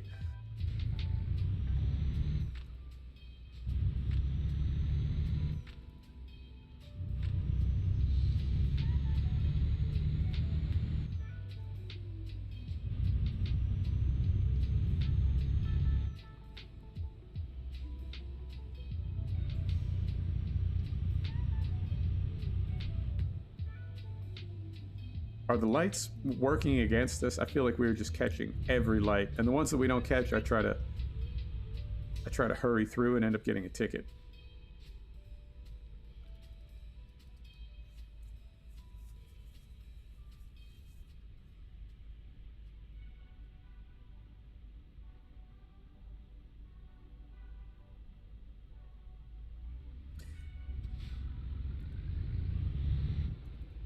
Yeah, I think I like Peninsula Corridor. I mean, it's newer, so I think the quality of the build is a little bit better. And I like that it's primarily passenger. I know there's a little bit of freight, but it's primarily passenger. But I like Peninsula Corridor a lot.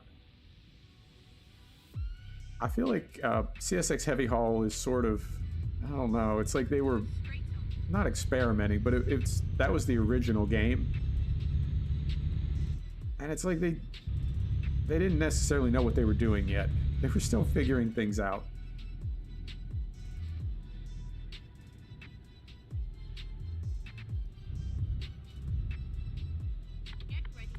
Yeah, check out the Arosa line is one of them, and then the other one, I can never remember the name of it.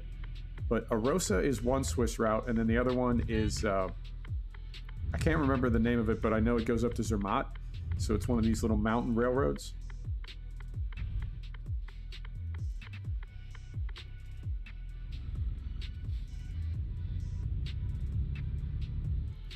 Be more careful. Try to be more careful.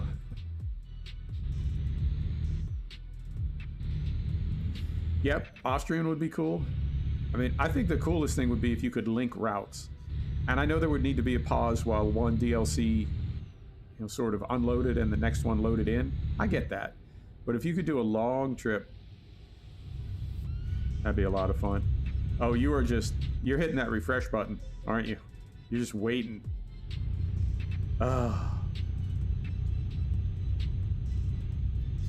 Man, I'm not wishing anything bad to happen, Fried. You know that. But, man, if you got the notice that was like, listen, there's problems. We're going to have to push it back 24 hours.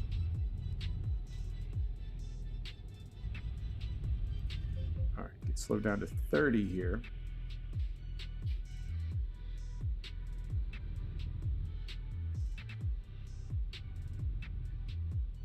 Yeah, exactly.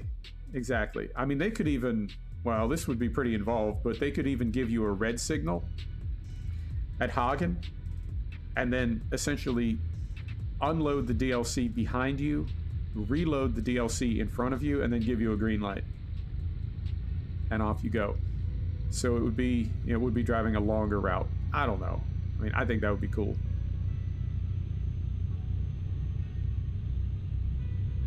Yeah, but I suspect sometimes that Dovetail is working at the limit of their abilities trying to code in Unreal right now. I feel like they're still learning how to code it.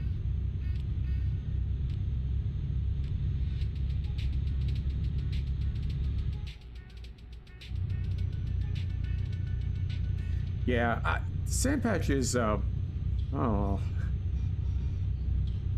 like it because it's, I was born not far from there. That's sort of that's where my family's from, that part of Maryland. But it's not the most interesting. And because it's so old, it's not the best looking. Yeah, it's a very long route.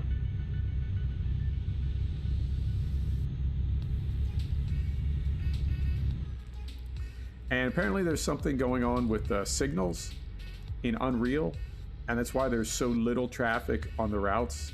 I don't know if that's true or not. I read it somewhere, Steam. But that's why a busy route like Cologne or Munich that has a ton of traffic, you don't really see that much traffic. It's because the code at the moment, well, at least according to this rumor, the code can't really process the traffic and get everything routed and control all the lights.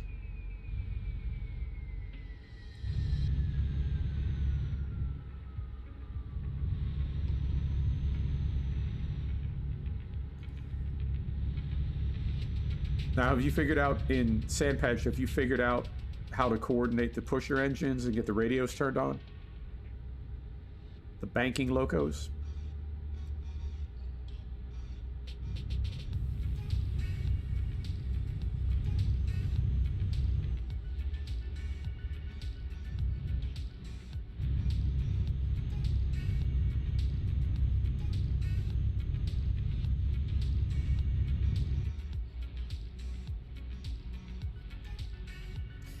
Yeah, it is tricky.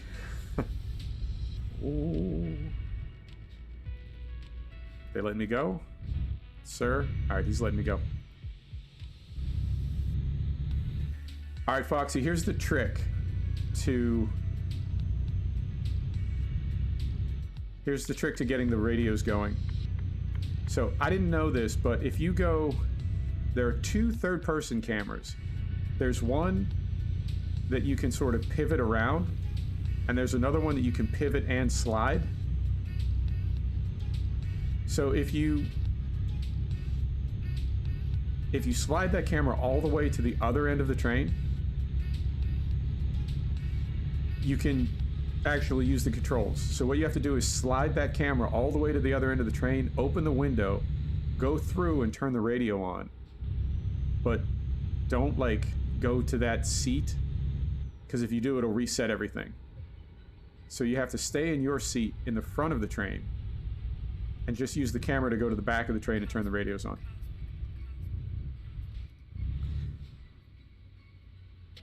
Oh, don't even worry about it, Fried. Yeah, it is weird. It doesn't make any sense at all, because I mean the whole point of a radio is you can use it to talk to someone who is a great distance away. So it would seem like, right, you'd be able to use a radio to talk to someone at the other end of the train instead of kind of cheesing the camera down there. It's, I don't know. It's one more thing in Train Sim World that feels like it's not quite done. But yeah, once you get that radio turned on, you have to turn the radio on, you have to set the brakes a particular way, and then those locos at the other end will push the back of the train as the locos up front pull it. And it took me a long time to figure that out. It was not easy. It was not fun.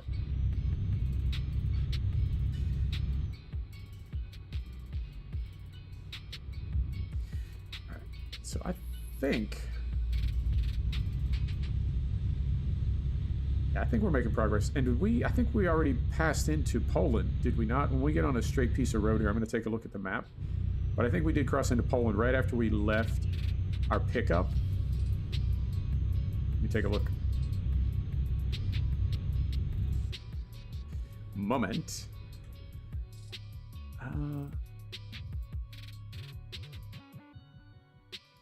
No, we moved from Lithuania into, is this Latvia?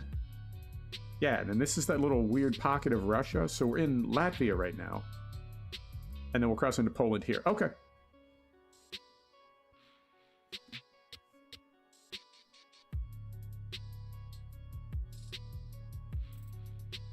But the white lights of the German are not working in immersion mode. Can't activate them.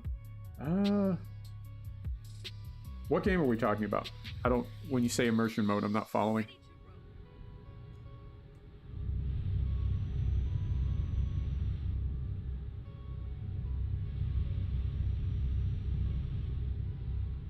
Ready to roll. Oh, you're talking about the track sim. You're talking about a whole different sim, not TSW.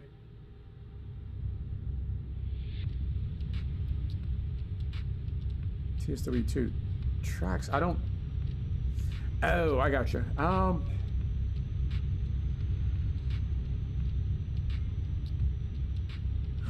I'm entirely following what. So when you say tracks, I'm not familiar with that at all.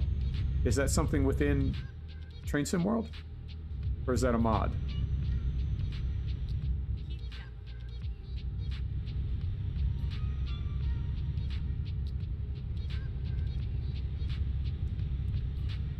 Oh, I gotcha. Okay. So, but the white lights. Keep level. Using the menu. So did you find the panel behind you with the rotary? Because there's a rotary switch on the wall behind you when you're sitting in the seat. Can you spin that to the right position? That's how I set my lights up. Oh, okay. Well, as far as I know, you're on PC, right? Or are you on console?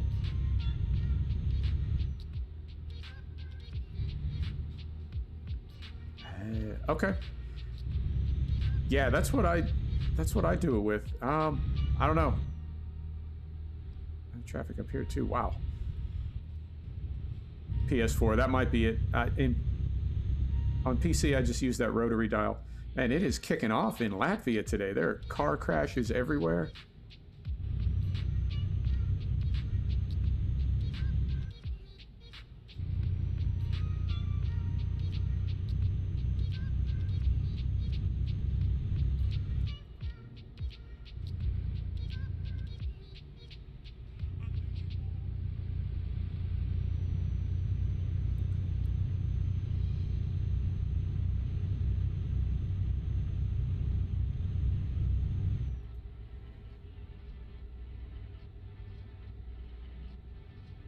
I'm looking at this water right now, and I'm just thinking about hunting ducks in Call of the Wild. Ah, the game's got me hooked. Hooked, I tell you.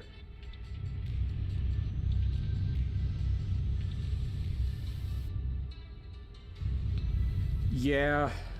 You know, I think about getting a PS4 sometimes. I think about getting a PS4 and an Xbox, just for the titles that are only available on those platforms. All right, we're going to try to get around this truck.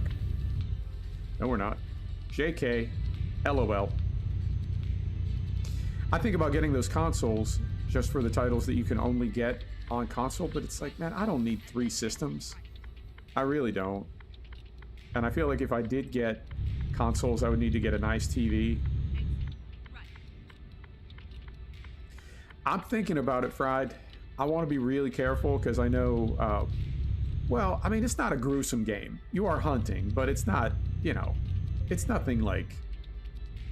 It's pretty discreet, you know, but there is some blood, and there's guns, you know, and I know most people don't really care about guns, you know, they're not troubled by them or anything, and most people eat meat, and they understand on some level where meat comes from, so they're not troubled by that. I just don't want to do anything that's too different to what we normally do. I think it could work, though.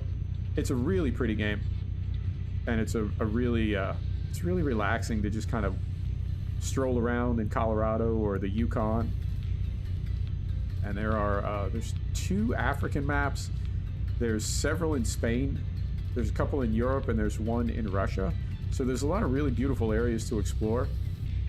And I think it could work for the channel. I just want to be mindful of, you know, how people are going to feel about it. You know, I don't think I do. I don't think I do. I just always want to be careful, particularly as we're about to sort of cross over from being a small channel to a less than small channel. But I do want to stream it. And I think it could work.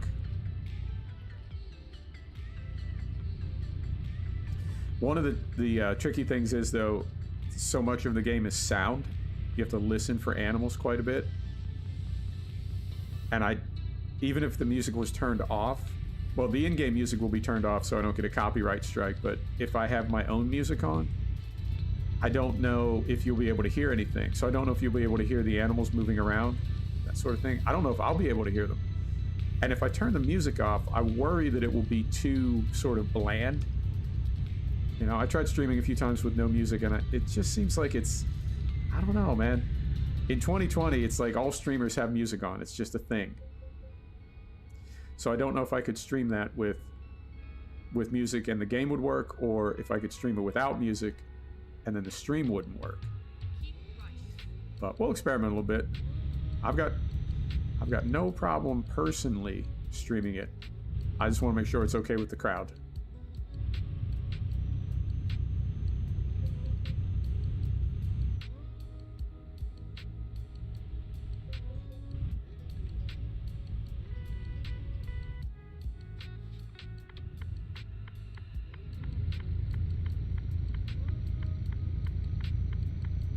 What is with NCS as music? I don't know what NCS is.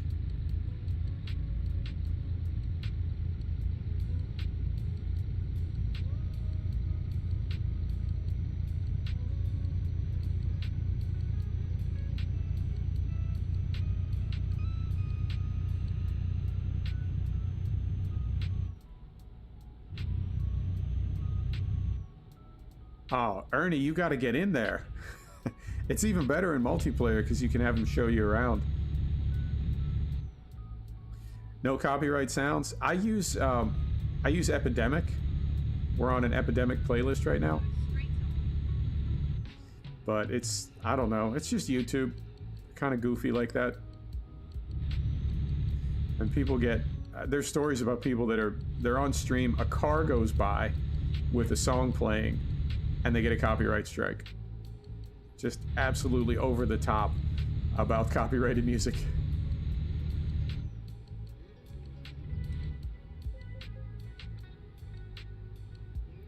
I know some games now have a streamer mode where there are two types of music in the game. There is the licensed music that you hear when you're playing it, but you can also go to streamer mode and it will play specific music that is copyright free. So I think developers are figuring it out.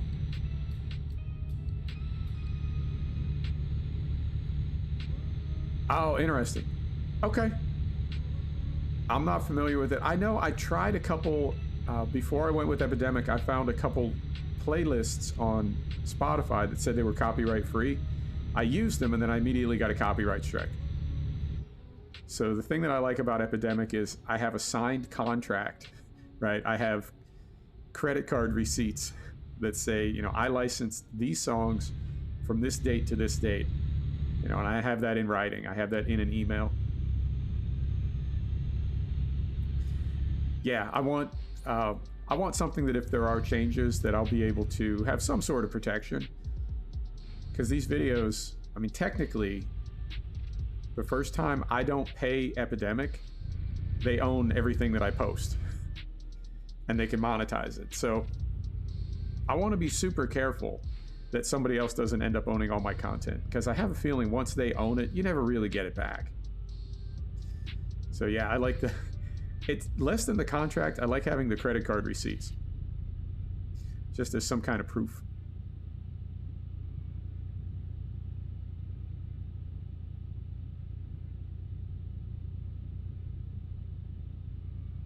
And they've got, probably 12 or 15 different copyright-free channels. They've got this, they're calling this trap beats. I don't know, debatable. But they've got a lot of good channels. They've got some electronic and house music. Not quite dubstep, but they've got some pretty heavy stuff. And they've got really good hip-hop, but unfortunately it's got lyrics. So at the moment, can't bring that to the channel. Gotta go with all instrumental for the time being. Looks like a little Deutz-Fahr tractor. Hell yeah.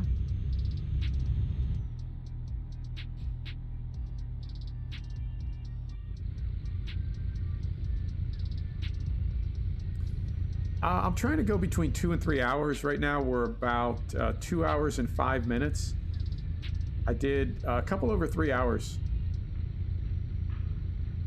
past week or so, and I think one was about 4 hours total. I don't know. I'm curious if my voice will get stronger and I'll be able to do longer streams, or if I'm going to damage my voice, because it typically holds up for about 2 hours and then it starts to go. And by the time I'm done with the stream, like as soon as I'm done, my voice is just like, I need to immediately make myself some tea with lemon because my voice is just hammered. But maybe with practice it will get stronger. I mean, I talk a lot for work, but I don't talk for 2 or 3 hours straight.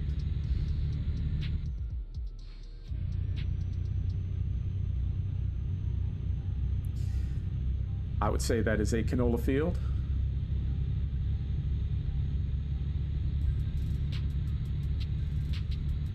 One of the mods from my Discord was asking me if I'm going to do a 24-hour stream. Oy, I don't know how people do that. I don't know how people go like 12 hours a day for like 5 and 6 weeks straight, no days off. But I guess it's, you know, if you've got 1,000 people in your chat or 2,000 people and you're making like a couple $100 an hour, you got to make that money while you can, you know, because who knows when the next game is going to drop or the next title, and you know, people are fickle. I couldn't do that. I think,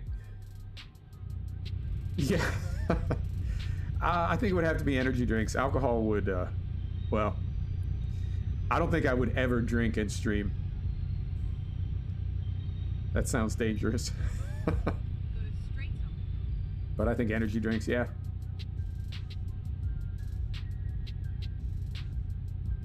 Yeah, that's the best thing about streaming, is just meeting people and getting feedback, talking to people, talking about gaming. It's like hanging out with your friends, you know, but instead of being all in one room, spread out all over the world. It's a very cool time to be alive. I know a lot of people like look back and say, oh, you know, they wanted to be alive during this era or this time or whatever. I can't think of a time that I would rather be alive than right now. 2020, for all its problems, I'd rather be in 2020 than anywhere else.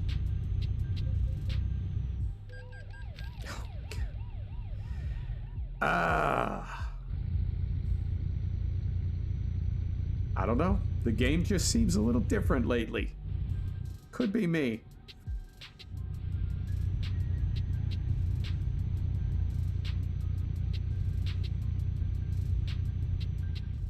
Yeah, definitely a historical year. I used to drink Red Bull. Just Red Bull. That was my only, you know, that was my weapon of choice. And right now I'm on nitrogen coffee, cold brewed nitrogen coffee.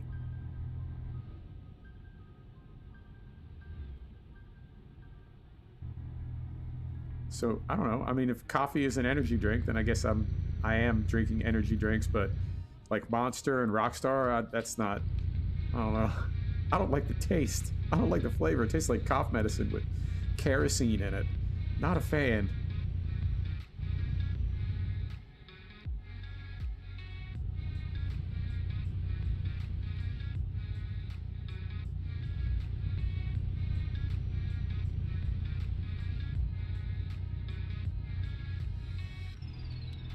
Now, is that liquor as well, or is that just beer and wine at 16?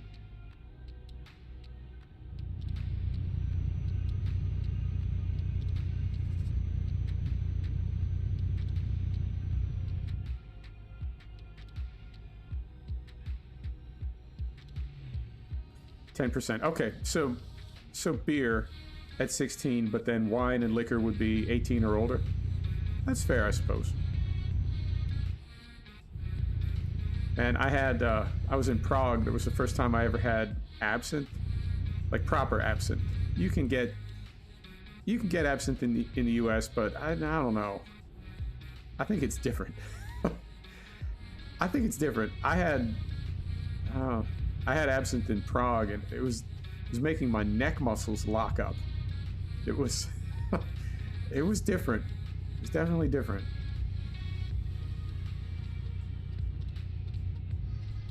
All right, let's get slowed down. Let's try to end on a high note.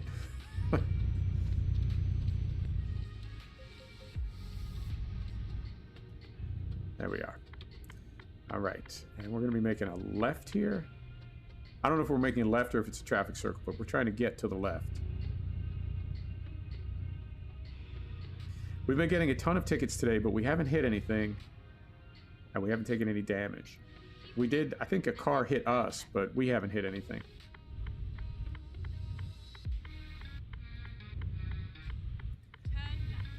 You can get your driver's license at 16. You can get your permit at 15, which lets you drive under certain circumstances. And you can get, it's typically done in like farming communities. You can get a provisional permit at 14 that lets you drive tractors.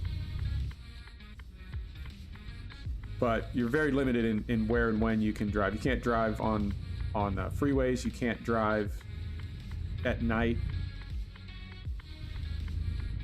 And typically when you're on the farm property, as long as you're on private property, the rules are sort of suspended. So the idea of a kid, 11 or 12 years old driving a tractor on private property is not unheard of, even though they don't have any type of license whatsoever. But they couldn't drive that same tractor into town to get fuel.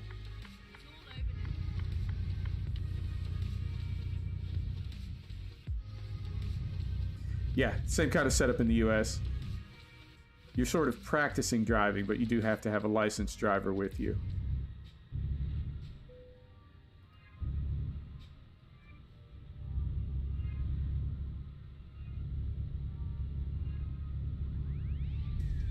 All right, so we'll get flipped around here. I mean, this is better. It's better, but I don't know, man. I feel like I've been struggling with ETS.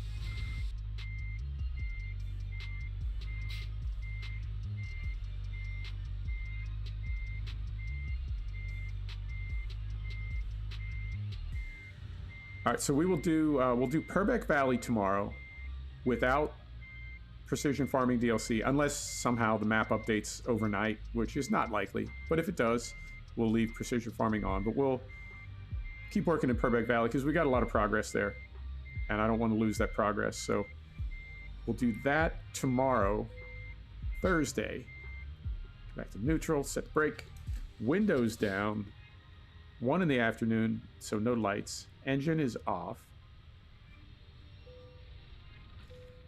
Yeah, of course you can ask. I do know Derail Valley. I bought it, I played it. I think it has a lot of potential, but I found it to be really limited. So I refunded it before my 2 hours were up on Steam. But it is a good game, and I think it's got tremendous potential. Purbeck Valley tomorrow without Precision DLC, unless the map updates, and then we will use Precision Farming DLC. But other than that, yeah, let's maintain the progress that we have, because I put a lot of time into mowing and getting everything baled. So we'll do Purbeck Valley tomorrow, and then we'll do X-Plane on Friday. We're flying from Paris to Amsterdam. Schiphol. Yeah, I think, I mean, it is early access, is it not? Or is that full retail? I do think it's got a lot of potential. I think Derail Valley can be amazing, but at the moment, it's not there yet, and I've got a lot of other titles that I want to play. But no, there was nothing wrong with it, and I think in time it will be a fantastic game. So yeah, we'll do FS19 tomorrow. We'll do X-Plane on Friday, and then I will probably take Saturday off, and then Sunday we'll hop back in on the farm. Yeah, we'll go with that for a plan. Thanks, everybody. I appreciate you. You are a great audience. I love spending this time with you. And I will see you tomorrow on Farm Sim. Same time. Thanks, Foxy. Thanks for stopping by. Ernie, Fried. Thanks. See y'all later.